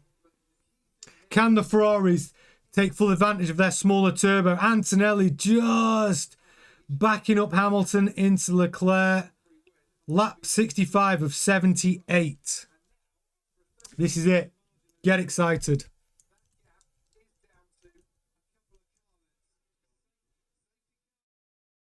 Safety car's gone.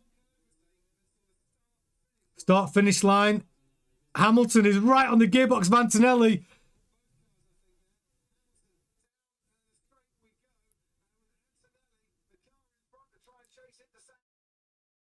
Another crash. It's Leclerc next in the wall. Oh no! Charles Leclerc is in the wall.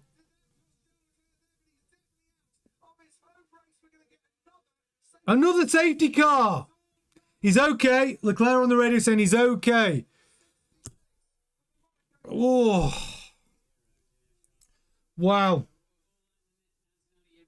Oh, Leclerc. So disappointing. Listen, I know that was a prediction. I know I predicted Leclerc to be next in the wall. It's just because it's just how he runs here sometimes, right? It's how he goes here. Oh, I just felt the extra pressure. I felt it was the timing of it. I felt that he was frustrated with the fact that Hamilton served his 5-second penalty and it cost him, you know, the opportunity to be truly ahead of Hamilton. And I just think all that build-up and that, he's in the wall. It wasn't my fault, Motor659. It's just a prediction. We've just got to... It's not my fault. Please, Reese Cup with a super chat. Please subscribe and join the F1 Grandstand family. Yes, Reese Cup. Come and join us. Come and join the F1 Grandstand family. You're very, very welcome here. And keep those lights coming on the stream. But come and join us. Like I said, daily live news, 7:30 GMT. And thank you, Reese Cup, for helping promote the channel. Really appreciate it. But that's the type of community we've got. Like, they want to welcome you in. New people, you're very welcome. Very, very welcome. And Reinhardt says, great job. Great job. Great job. In the prediction, I'm so sorry, Leclerc. I'll call it how I see it. I wasn't wishing you in there, obviously. I call it how I see it. And yeah, Leclerc, next in the wall. You can't blame me.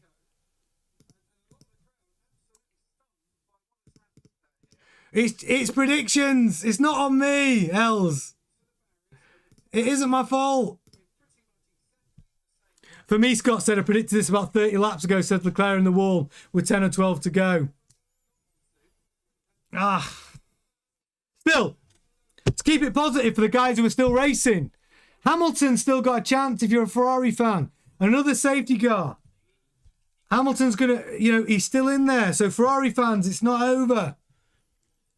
He should have calmed down, Reese Cup said. Yeah, he was furious with his... I mean, Leclerc was talking to his... The way he was talking to his race engineer, you could tell he was heightened. It's not what you want. Hadjar, though...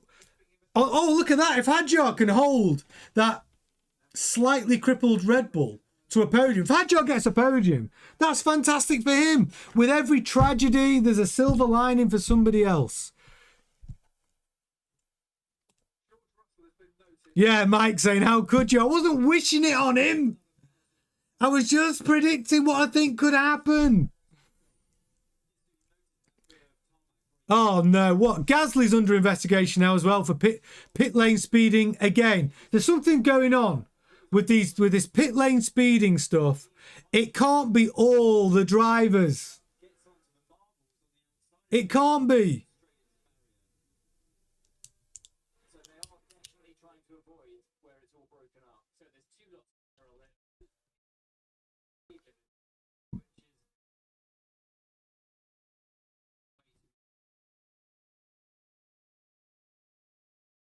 Yeah, Motor 659.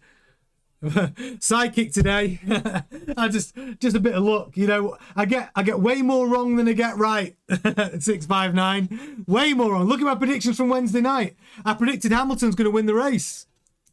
Leclerc was going to be P3. Red flag.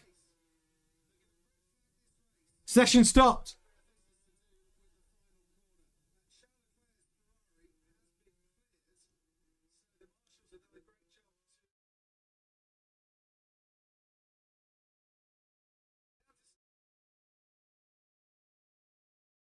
We're stopping the race while they clean it up.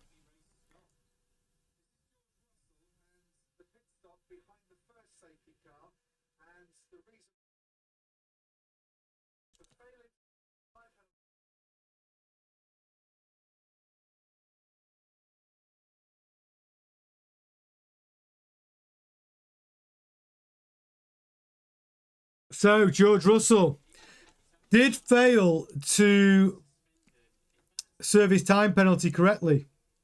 It's a mistake, that. It is a mistake. Yeah, Virtue. Nice to see you in there, Virtue. I can't believe Red Bull's back in P3. Neither can I, mate. Hadjar must be like, what the hell? Colin Tuck, not happy, calling me a jinx.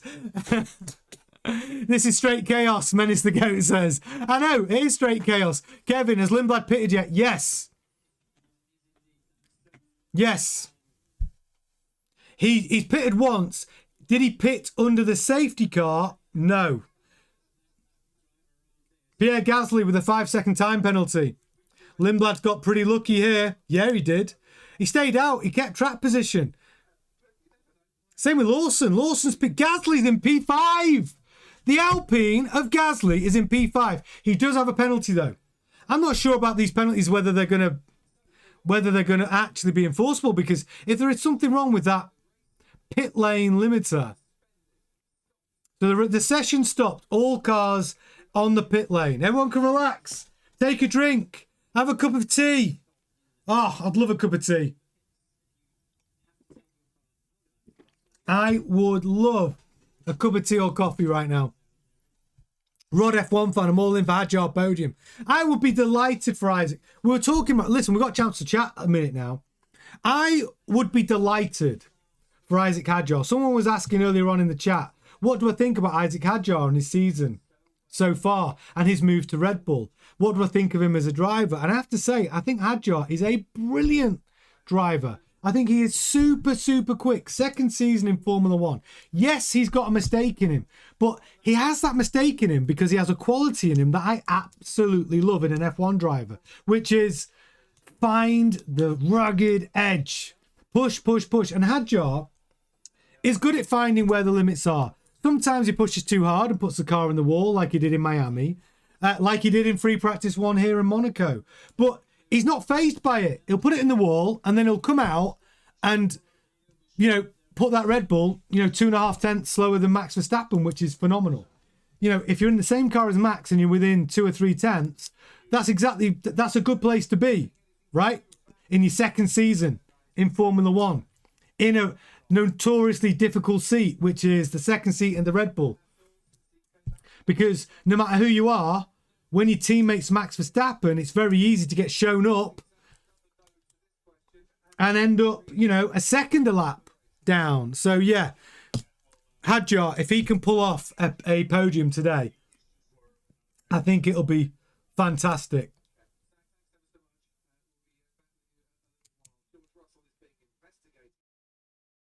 So, driver's out the car now. Hadjar's out the car. 10 laps remaining, and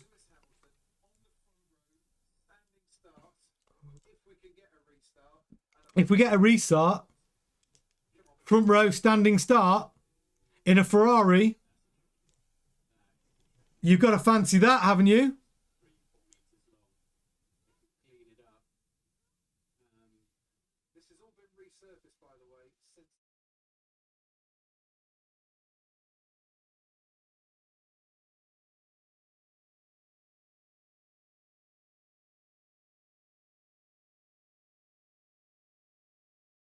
They are cleaning up the mess on track that Leclerc's left.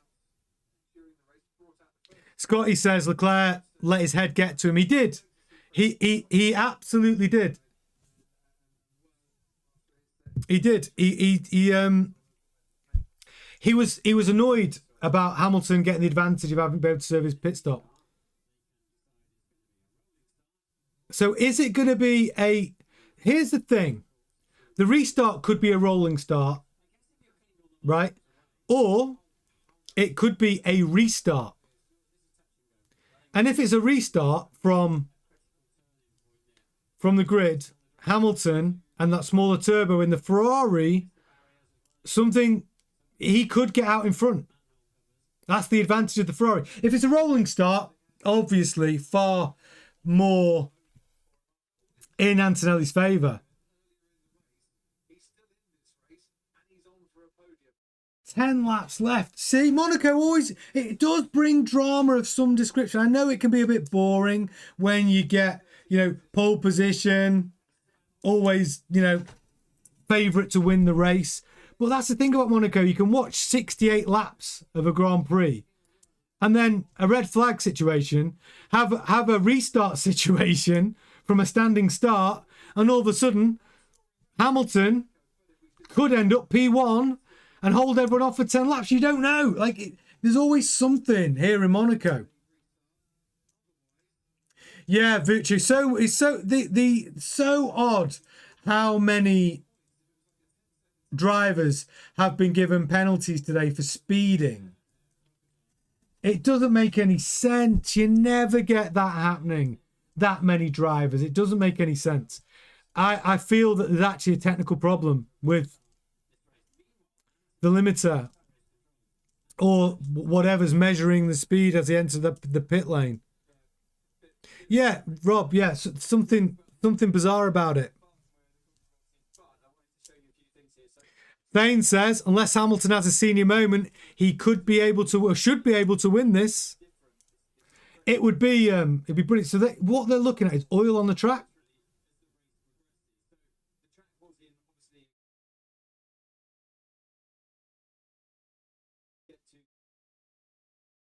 Stroll's crash.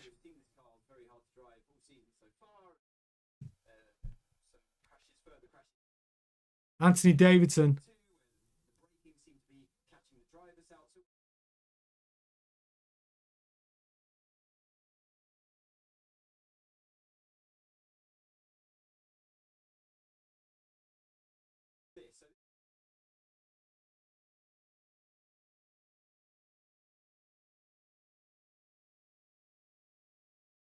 They're just Anthony Davidson just showing us what's happening.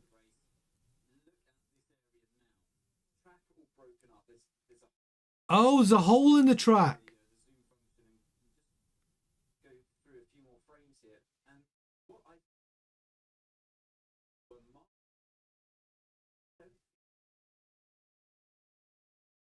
That's gravel. Wow. So this is what's gone on It's the track. The track's been ripped up. And what we thought was rubber on the track is actually like, it's gravel. It's pieces of tarmac that's been pulled up.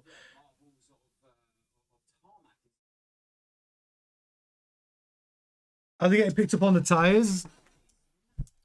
Wow, this is fascinating. And this is why Lance Stroll ended up in the wall. And straight in the wall. And then Leclerc, same thing. Yeah, this is tricky. Track looks terrible. We might not get a restart here, ladies and gentlemen. They may not start the start. We may not get out there again.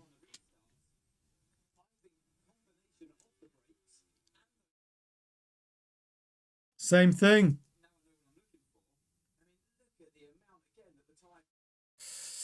Yeah, the track degradation, literally the tarmac being ripped up. And Charles Leclerc picked up that tarmac, the piece of the tarmac from the hole in the track that's been created. And Leclerc's in the wall. He didn't do anything wrong. It's so unfortunate.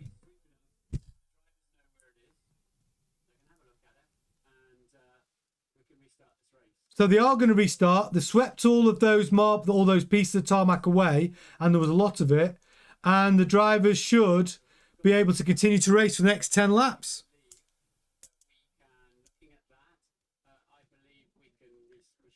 Lita says, Antonelli in the wall, Hamilton wins.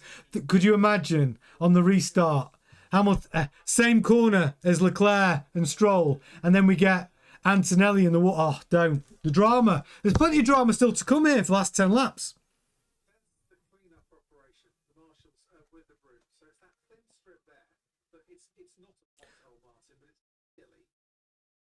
Yeah, it's that rough patch, but yeah, that's right, Rob. Yeah, that rough patch. Yeah, Thane says the track is so literally falling apart. It is. F1 is on decadence, Renzo says. Virtue says, damn, can they restart at all? They are, according to Martin Brundle, I do like Martin Brundle, they're going to start again. Yeah, they are going to restart. The restart is incoming, ladies and gentlemen. Yes, it is. They've brushed off. So let me tell you how they've fixed it. So they've established the track is falling apart and it's created little pieces of tarmac which have created like a marble effect. And if you drive over those marbles to get stuck to the tyre, you can't turn the corner and you end up in the wall. Happened to Stroll, happened to Leclerc.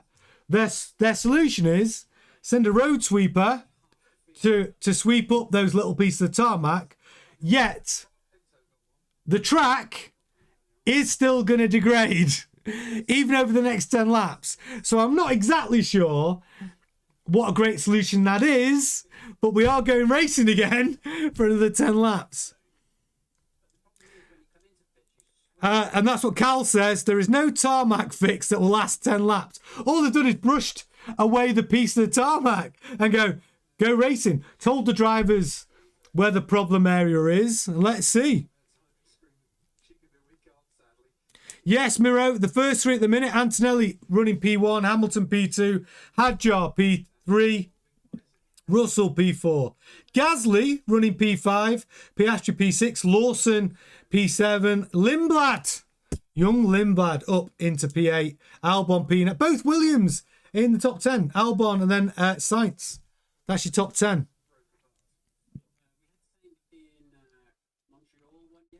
Yeah, Charles Leclerc is going to be... It wasn't his fault, by the way. I know we talked about Leclerc being frustrated. That was not his fault. Just bad luck. Yes, Mirror, Kimi Antonelli's P1 at the moment. Under pressure, though, now from Hamilton on the restart. I don't know what the restart procedure is. They haven't said if it's a rolling start or a standing start. Nobody's said yet.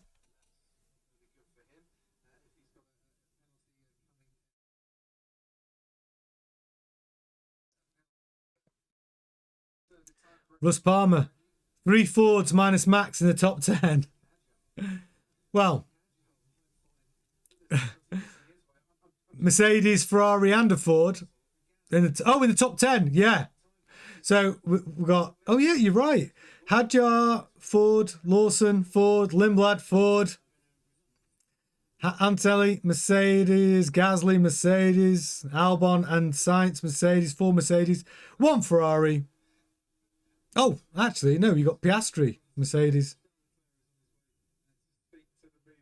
5 Mercedes in the top 10. Yeah, CJ, it's an area that's been retarmacked and it's not held. It's not held for the Grand Prix. They've done some fixing of the track and it started to degrade and pieces of tarmac are now were scattered all over the track, and then the drivers picked up on time and you couldn't turn. Serenity Plays Twisted says, what happened to Norris too? Lando Norris retired with another problem with his battery. Lando Norris, while we're talking about that, has had 3 batteries this year already. Miro, I've answered you like 3 times.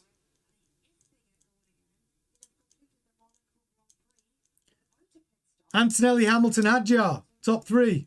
I went all the way down to the top 10.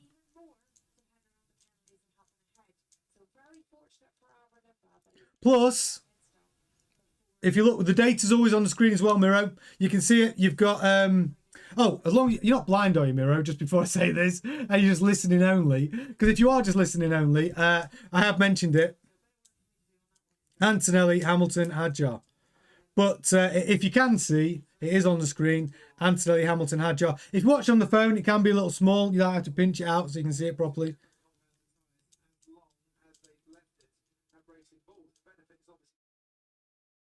Oh, CJ says, which cars are going to fail on restart? Oh, look. Depends on the type of restart. If it's a standing start, I think you've got to say Antonelli's not great at those, historically. I saw Hadjar with, obviously, Max that had a terrible start, didn't he, in the Red Bull? Maybe that's the thing. Hadjar could struggle.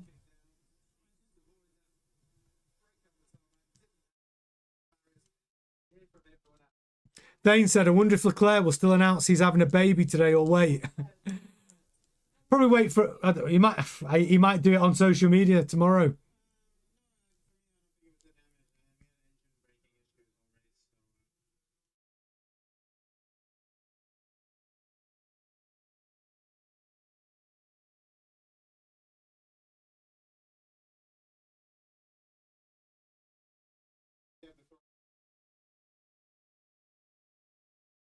Lance Stroll talking about Aston Martin's problems. Quite interesting. He's talking about the Honda engine. Terrible. He said the engine, it's like he's got some sort of torque steer. He says when his throttle pedal was half down, it just pushed him into the wall. And it's like, you ever put an oversized engine in a car and you put your foot down and the car can't handle it, you get torque steer and it like pulls one way or the other. It sounds that's like what he's suffering with the AMR 26, which is not what you want in a Formula 1 car.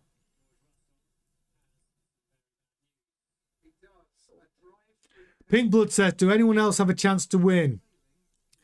Well, honestly, no. I don't think so. I truly think Antonelli, Hamilton, I don't even think Hadjar. Hadjar's still nursing a car which has got a problem. George Russell, could he leapfrog from 4th to the front? I don't know, maybe. Yes, Gisette, likes up to 265 now. Thank you so much for all the likes on this stream. Brilliant. And don't forget, well, listen, I hate doing this, but I know it's how we have to do it to build our community. But whilst we're waiting, I will forget to remove it, but come and join our community. They're in the chat right now. Brilliant F1 community. Just F1 fans sharing thoughts, ideas. As you can see from the graphic, live every night, 7:30 GMT with our daily Formula 1 news. We also have breaking Formula 1 news if there's a new story that comes out during the day. And of course, every Grand Prix weekend, this is our watch-along format that you're watching right now, where we watch and enjoy the Grand Prix together. We've obviously got all the live data, and we do predictions and generally try and have a good time. and enjoy the Grand Prix together. So you're very welcome. Come and join the F1 Grandstand community. We'd love to have you. All you got to do is just hit that subscribe button and make sure you got the bell or icon ticked, and that way you won't miss any of our content. But don't worry, content every single day. If you are an F1 fan, you truly are in the right place. And it's great when you can add value as well. If you're somebody who knows everything about Formula One, like a professor of the game, then come and help the community. Come and get involved. Share your knowledge. And if you're brand new as well, don't be shy. Come and get involved and ask your questions, and come and enjoy the sport with us. So whether you're brand new or you're an OG, been following the game forever, maybe you're an F1 engineer just like our Jim, come and join us. Come and get involved. Love to have you.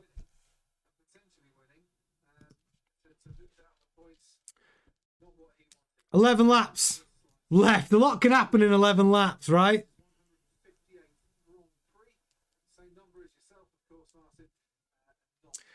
How much longer till the race ends? It depends when we start again.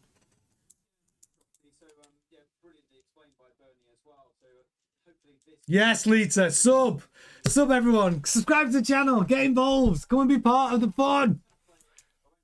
And debate. Listen, and debate. You know, it's your chance to also, you know, we debate stories all the time. We can discuss things and debate things, validate our opinions, and hopefully we can do it in a really, not hopefully, we always do it in a really respectful way, and that's what I love about this community. But of course we can disagree, absolutely. But you know, we keep it light, we keep it fun. But of course we can debate, of course we can disagree. But as long as we keep it completely respectful and remember that we're the community that looks out for each other, then absolutely come and join us. You're very, very welcome.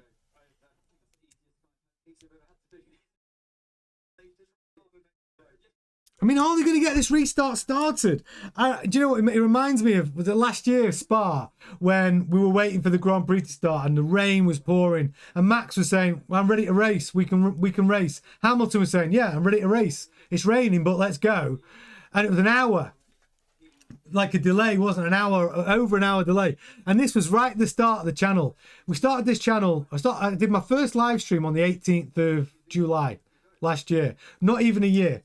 And I remember it was just like me and maybe two other people chatting about the Spa Grand Prix. And it was, you know, I think it's probably Gemma. I think Chef was an early adopter of the watch-alongs as well, like right at the beginning. Kyle, to name a few. DT, definitely. And honestly, there was just so few of us. Sometimes it'd be just me and one person chatting. Oh man, that was less than a year ago, and now we've got what, 635 people watching right now. It's brilliant, absolutely brilliant, and it's amazing how far we've come. And yeah, you honestly super welcome and to come and join us. It's a lot of, we do try and have a lot of fun. But what are they doing? 68, like what are they doing? What is the delay? 10 laps left. I want to get excited. Hammer time. Is he going to pull it off? Is that Ferrari gonna, you know, we're gonna get a standing start and see Hamilton just like leapfrog Antonelli? Like there's a lot of action still to come in these last 10 laps, isn't there? Yeah, Eric as well. I'm not missing anyone out. DT, Kyle, drop tuned, exactly. Gemma. Chef, I'm pretty sure me and Chef, when I thought it was almost me, Chef, and maybe DT, pretty much did a whole Grand Prix together, and it was just us two chatting. Tian Witter says, since Kim K, Hamilton's been driving excellent. Thanks, Kim. Hey, listen, it's another theory. Hamilton's come off the simulator, doing much better, and Kim Kardashian is at the Grand Prix.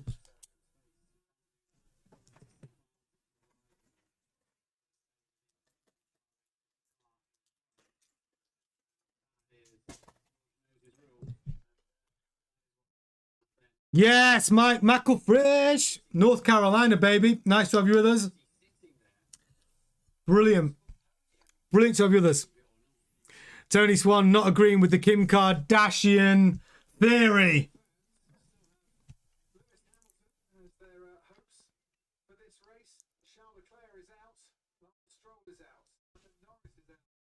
Kim Kardashian's security guy pushed away Martin Brundle. You can't push Martin Brundle away. Brundle's like a national treasure.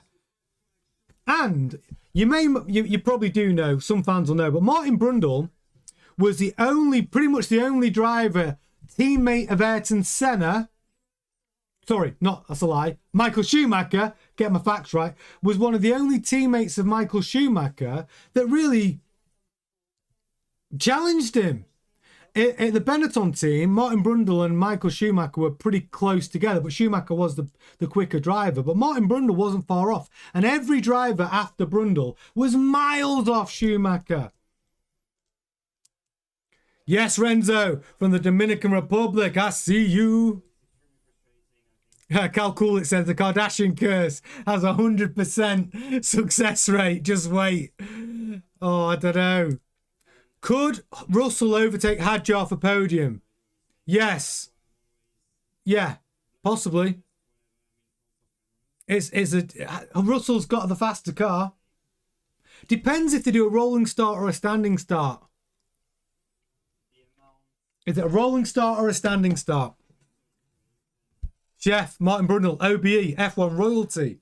I think people don't realize Martin Brundle was a far better driver than people probably remember or give him credit for. He was racing Senna in the junior series, and he was competitive.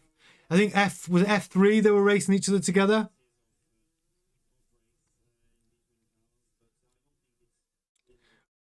Oscar P.I. Whoa, she would be happy to speak to Brundle. She'd be lucky to speak to Brundle. Exactly. Brundle, in fact, Brundle needs his own security guard to punch up Kim Kardashian's security guard for pushing him. Where's Brundle's security guard? Oh.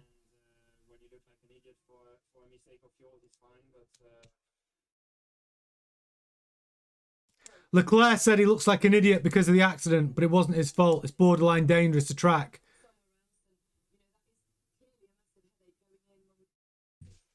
Getting an interview with Leclerc right now. I mean, I agree with him. The track shouldn't be falling apart.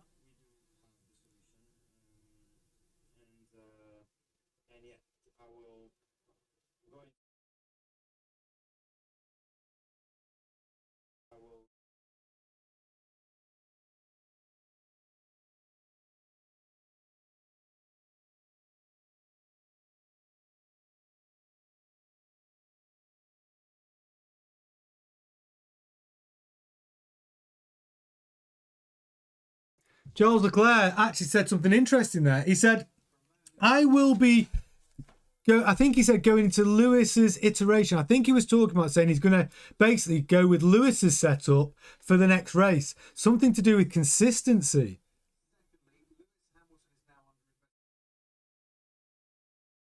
What? Hamilton's under investigation. I've never seen so many penalties. So, Hamilton under investigation, safety car infringement. What?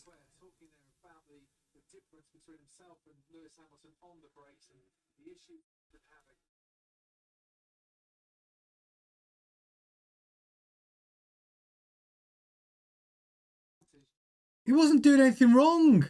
There's no one behind him. Lewis Hamilton trying to warm his tyres up, slowed down slightly. No immediate problem. No one behind him.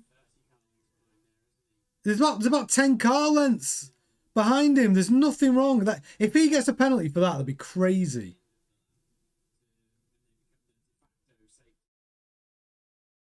Race control. How much is... Do you know what? Are they getting paid by the investigation?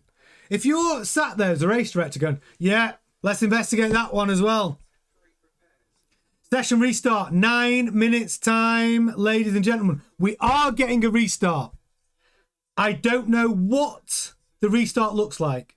Standing start or rolling start. Anyone know?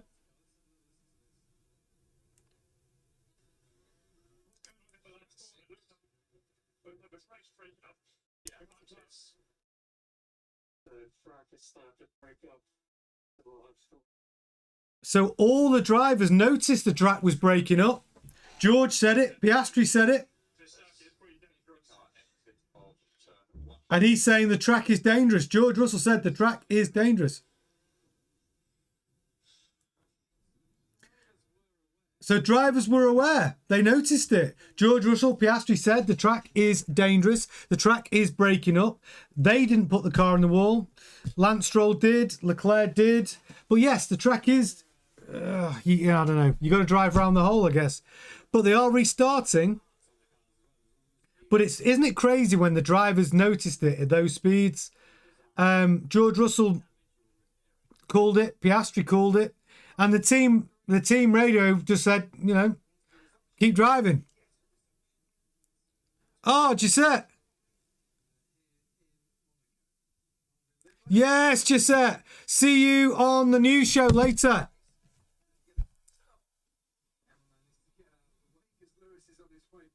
Seven minutes left. Almin's saying rolling start.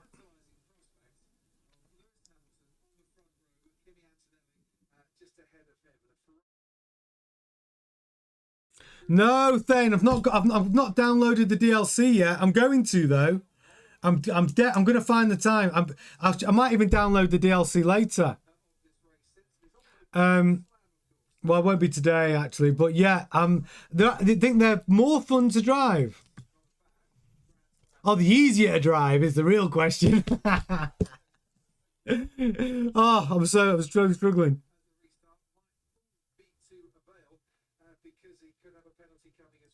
Morgan Freeman, everyone in Mercedes is worried because they know what is going through Hamilton's head. Yeah, all Hamilton's thinking about is, how do I get away here?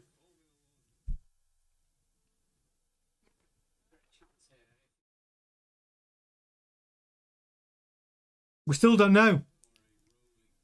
Standing or rolling, they've not decided yet. If it's a standing start, this plays into Hamilton's absolute favour. Rolling start, not so much. But a standing start, Ferrari, smaller turbo, soft tyre. You got to fancy him. You got to fancy Hamilton jumping Antonelli. Or with a chance, anyway.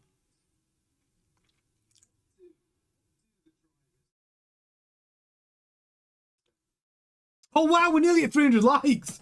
What? We're at 14 likes off 300. That would be unbelievable.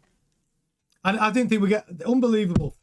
13 likes off 300. If we can get that, oh my, that'll be amazing. Let's get 300 likes on this video, ladies and gentlemen. That would be remarkable. Because get excited, even if you're just getting excited for the last 10 laps, because I promise you one thing, the last 10 laps are going to be exciting. Even if you felt this race, dragged it but moments, lacked a little bit of excitement, we are going to have an exciting last 10 laps. Let me tell you. If they give us a standing start, which is the drama the fans probably want, we are looking at something very exciting there. Hamilton could get his first win in a Ferrari. He could. Yes!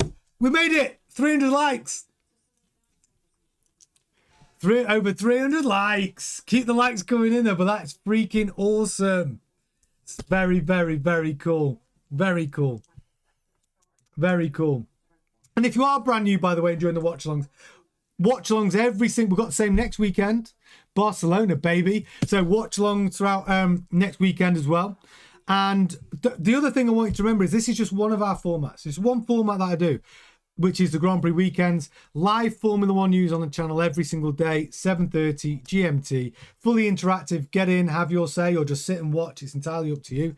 But you're very welcome to be part of the community. Subscribe to the channel.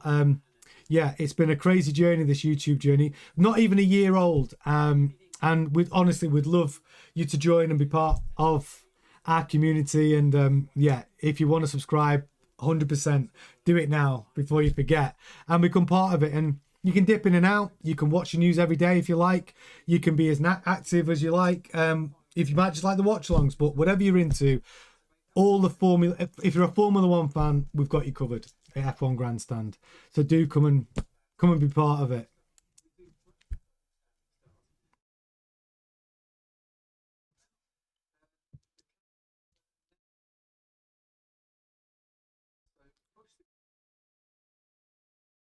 So cars coming out in order.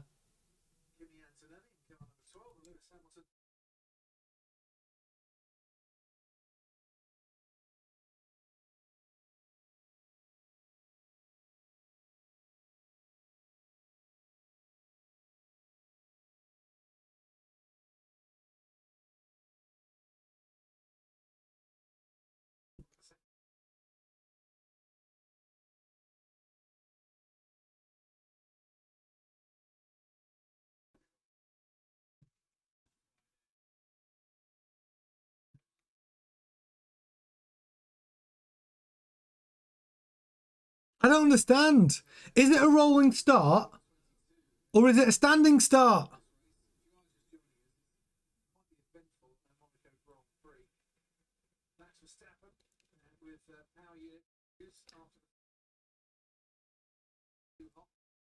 So they're sending everyone out in track position order, lining them up. I don't know.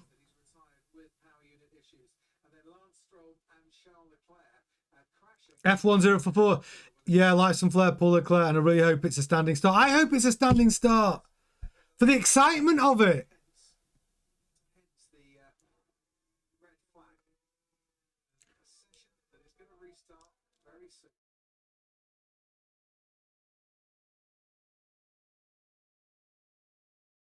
Oh, they're going to start under the safety car. It's going to be a rolling start.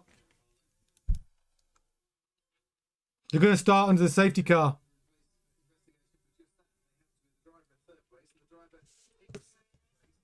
Yep, that's what's happening.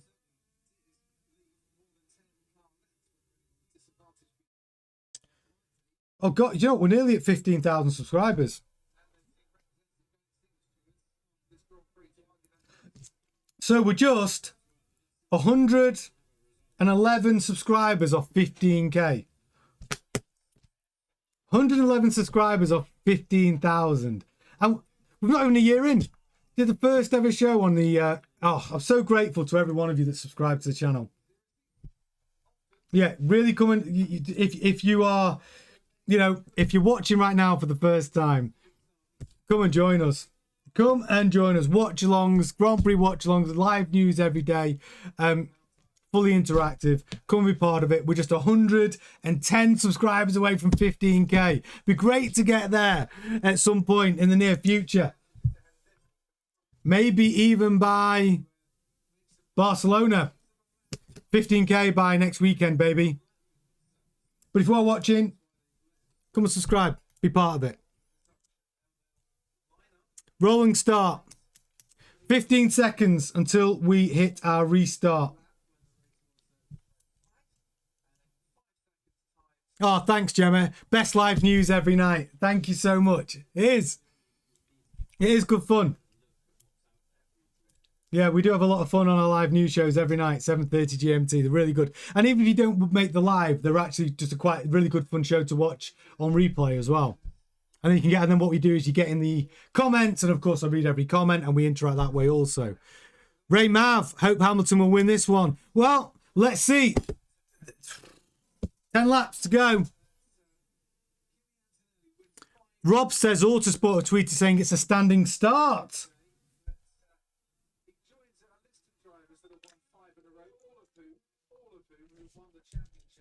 Ian says, would love Ham to win, but also want Kimi to build the gap to George. I mean, I just want the racing to be exciting. 50K by Christmas. That's what Rod Fan says. Wouldn't that be brilliant? Wouldn't that be brilliant? If we get to 50,000 subscribers by Christmas, everyone's getting a present. That would be sick.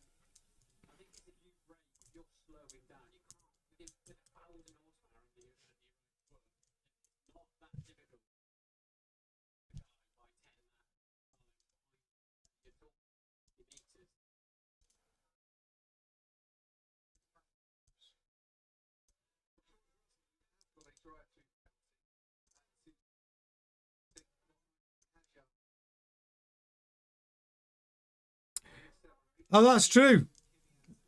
Yeah, those little ad plays, as annoying as they are, that's what keeps the lights on.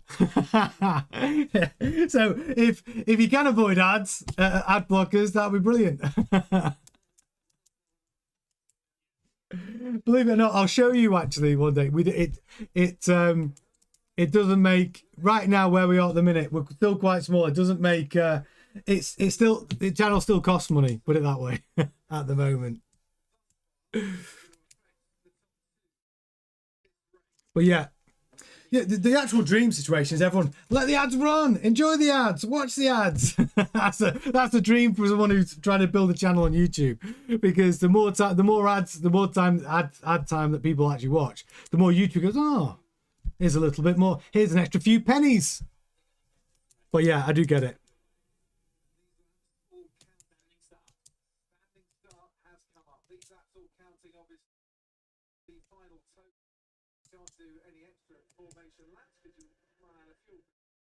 Okay, safety car. It is a standing start. It's a standing start, ladies and gentlemen. It's a standing start. They knew that's what the fans wanted. It is a standing start. Okay, business end. Let's go, baby. Okay, lap 70 of 78. It's a standing start.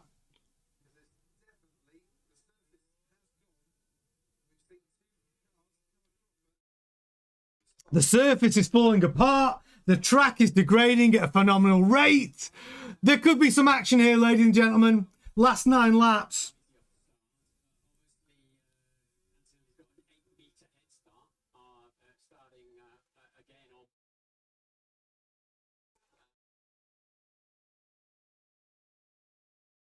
So it's a standing start. We've got, this is going to be exciting.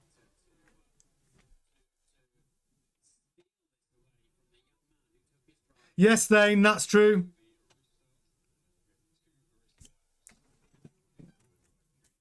This is it. This is it. They're lining up. Let's freaking go. So, your standing start, Antonelli, pole, Hamilton, Hadjar, Russell, Gasly, Piastri, Lawson. Let's freaking go. Anything could happen here. Anything could happen here. Trust me. Someone could end up in the wall. Hamilton could jump P1. Russell could get past Hadjar. Anything can happen. Here we go.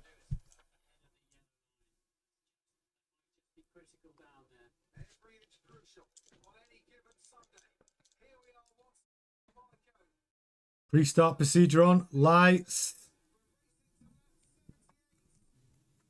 Lights out. Antonelli away well. Hamilton away better. Oh, George Russell nips up into third.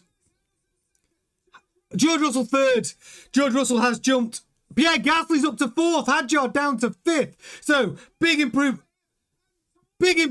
for Gasly and Hadjar. Piastri down to sixth. Wow. George Russell got Gasly all over his gearbox. Massive gap between Russell and Hamilton. Bunched up. Antonelli and Hamilton away on their own already. I think there's a problem with George Russell's car here. Oh, it's carnage. Williams side by side. Racing Bull side by side. Even that's an in the wall. The Williams was in the wall of Sainz. Sainz in the wall. Drop right down. P14. Both Racing Bulls now. P7, P8. Carlos Sainz, what a shame. He was looking like he was on for a point-scoring finish today. Albon, P9. Lindblad, P8. Lawson, P7. Piastri, P6. Hadjar, down to P5 from P4. Gasly in P4 in an Alpine. What a phenomenal result that's going to be for Gasly if he holds that position. George Russell, who knew, managing to mitigate really a terrible weekend. Antonelli P1, but Russell up to P3. What a result for Russell. Really damage limitation for him in the Mercedes. keeping the World Championship alive for him. Hamilton, though, P2. Already 6 seconds clear of Russell. 1.4 seconds down from Antonelli. I don't know whether Hamilton's going to find any pace here to actually catch Antonelli and find a way past. But he does have a nice buffer between him and George Russell. A lot of action, though, further down the midfield. Lawson, Lindblad, Albon, Hulkenberg, nothing between all of them.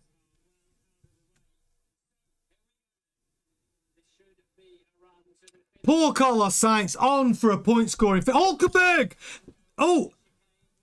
Hulkenberg up to P9. Albon down to P10. The Audi in a point scoring position. Every point matters. Lewis, 1.2, 1 second behind Antonelli. He is actually gaining on Antonelli. Can he find the pace? Look at Hamilton's purple sectors.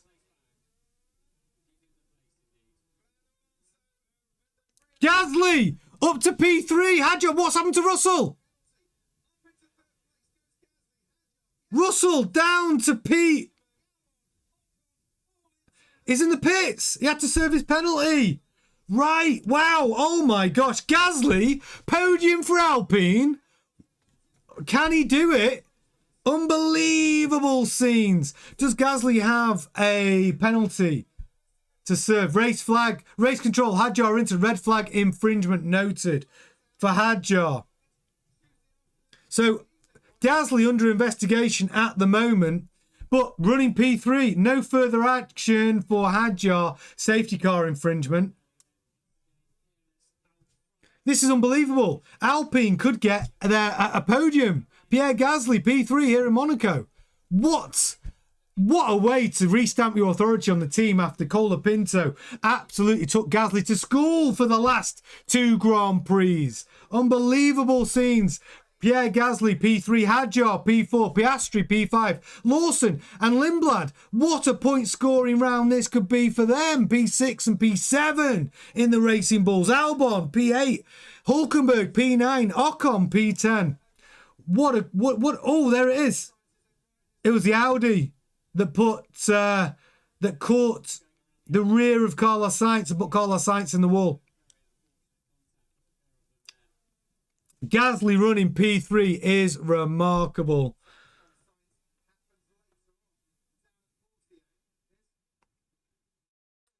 Hadjar, red flag infringement. That's been cleared, that one. So right now, let me catch you up. Antonelli running P1. Hamilton P2. 9 seconds behind Hamilton is Pierre Gasly.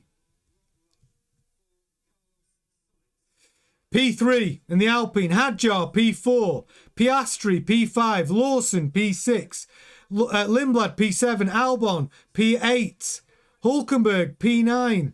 Ocon P10. Then we've got Perez, Alonso, Bortoleto, George Russell down P14. Colapinto P15. Piastri is close. Is only less than a second between him and Hadjar here. Kimi Antonelli just put the new fastest lap of the race, which is a 1:13.958. The new fastest lap is a 1:13.958. Any predictions? Any of you predicted that? Cap Ordinate predicted 1:13, but did you put the nearest 3 decimal places? 1:13.958. Just wow. 4 laps left. Antonelli 2.5 seconds ahead of Hamilton. Hamilton 14 seconds ahead of Gasly. It's really the races between Gasly and Hadjar. Hadjar and Piastri, actually. Can you believe this? Kimi Antonelli on for 5 consecutive race wins since his maiden F1 victory. Absolutely remarkable. Cap Ordinate predicted a 1:17.734. Pretty close. You've got to be closest. Lita was a 1:13.158. Cap Ordinate closest prediction for the fastest lap of the race at the moment. It's a good prediction, 7:34. It's a 9:58 though at the moment. Good prediction coming in. Mashup music songs. How did Verstappen DNF? Oh, you don't want to know. Verstappen didn't get off the line. 3 laps in, he ended up at the back. And then came in for a pit stop about 3 laps later, and that was it. Verstappen's race over. Just 3 laps left. Antonelli just got to bring it home. You just got to tap it in. Tap it in. That's all he's got to do. He's just got to bring it home. 3.8 seconds out of Hamilton. Gasly's the one. He's actually 2.8 seconds out of Hadjar. Remarkable scenes. Pierre Gasly is under investigation, but an Alpine on the podium at the moment of Pierre Gasly. He must be absolutely buzzing inside that car. Rob says Gasly needs to be 5 seconds ahead. He does have a 5 second, yeah, he does have a 5 second penalty, doesn't he? I'm not sure that 5 second penalty is going to stick. How can so many drivers get a 5 second penalty for speeding in the pit lane? Senna repeating F1044 says, this is remarkable. Kimi Antonelli, 5 wins.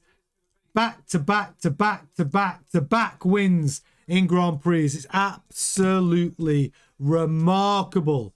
Hamilton, you know what? Hamilton, P2 again in the Ferrari.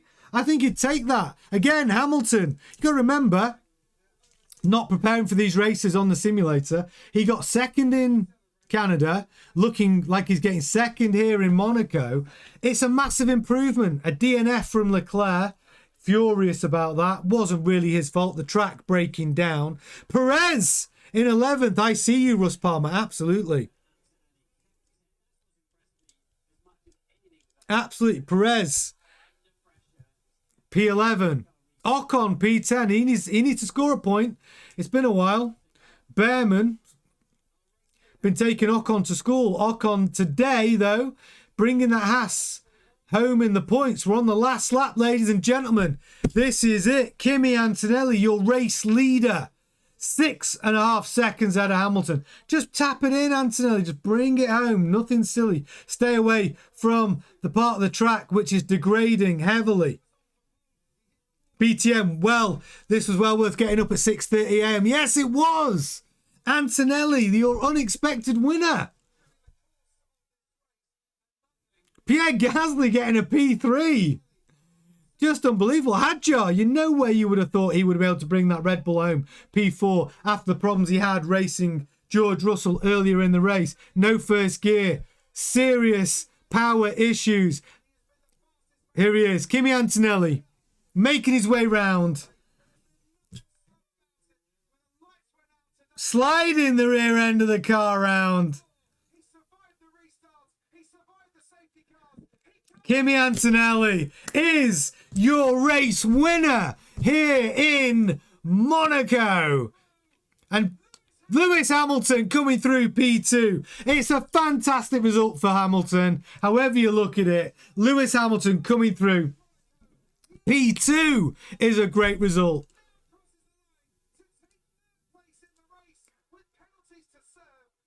Gasly serves his penalties.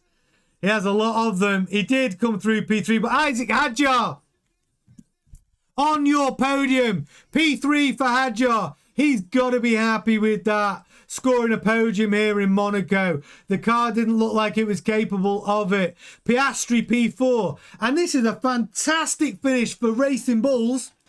P5 for Lawson. P6 for Lindblad.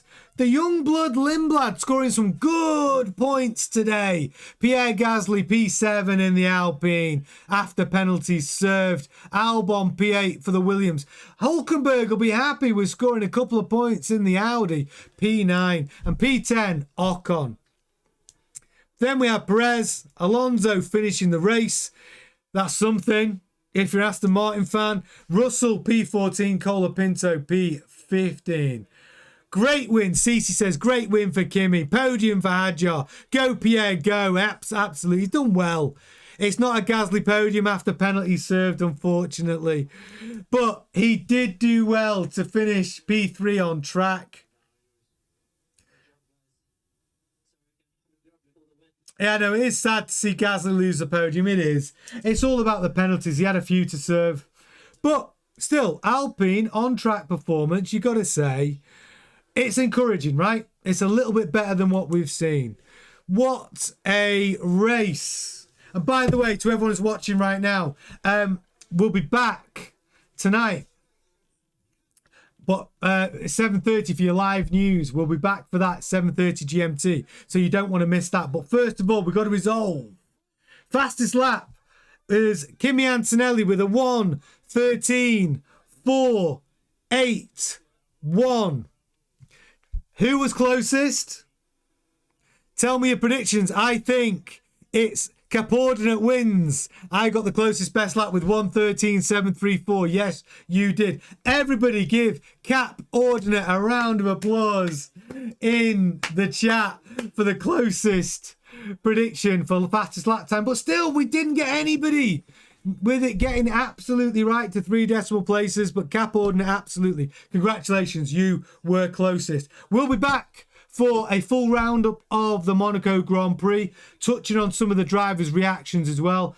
Join me at 7:30 tonight for our live Formula 1 news. Enjoy your rest of your day. I will see you at 7:30. Thank you so much for all the support, all the likes, and all of the new subscribers. Means a lot. Subscribe if you haven't already. I'll see you at 7:30. Ta-ta.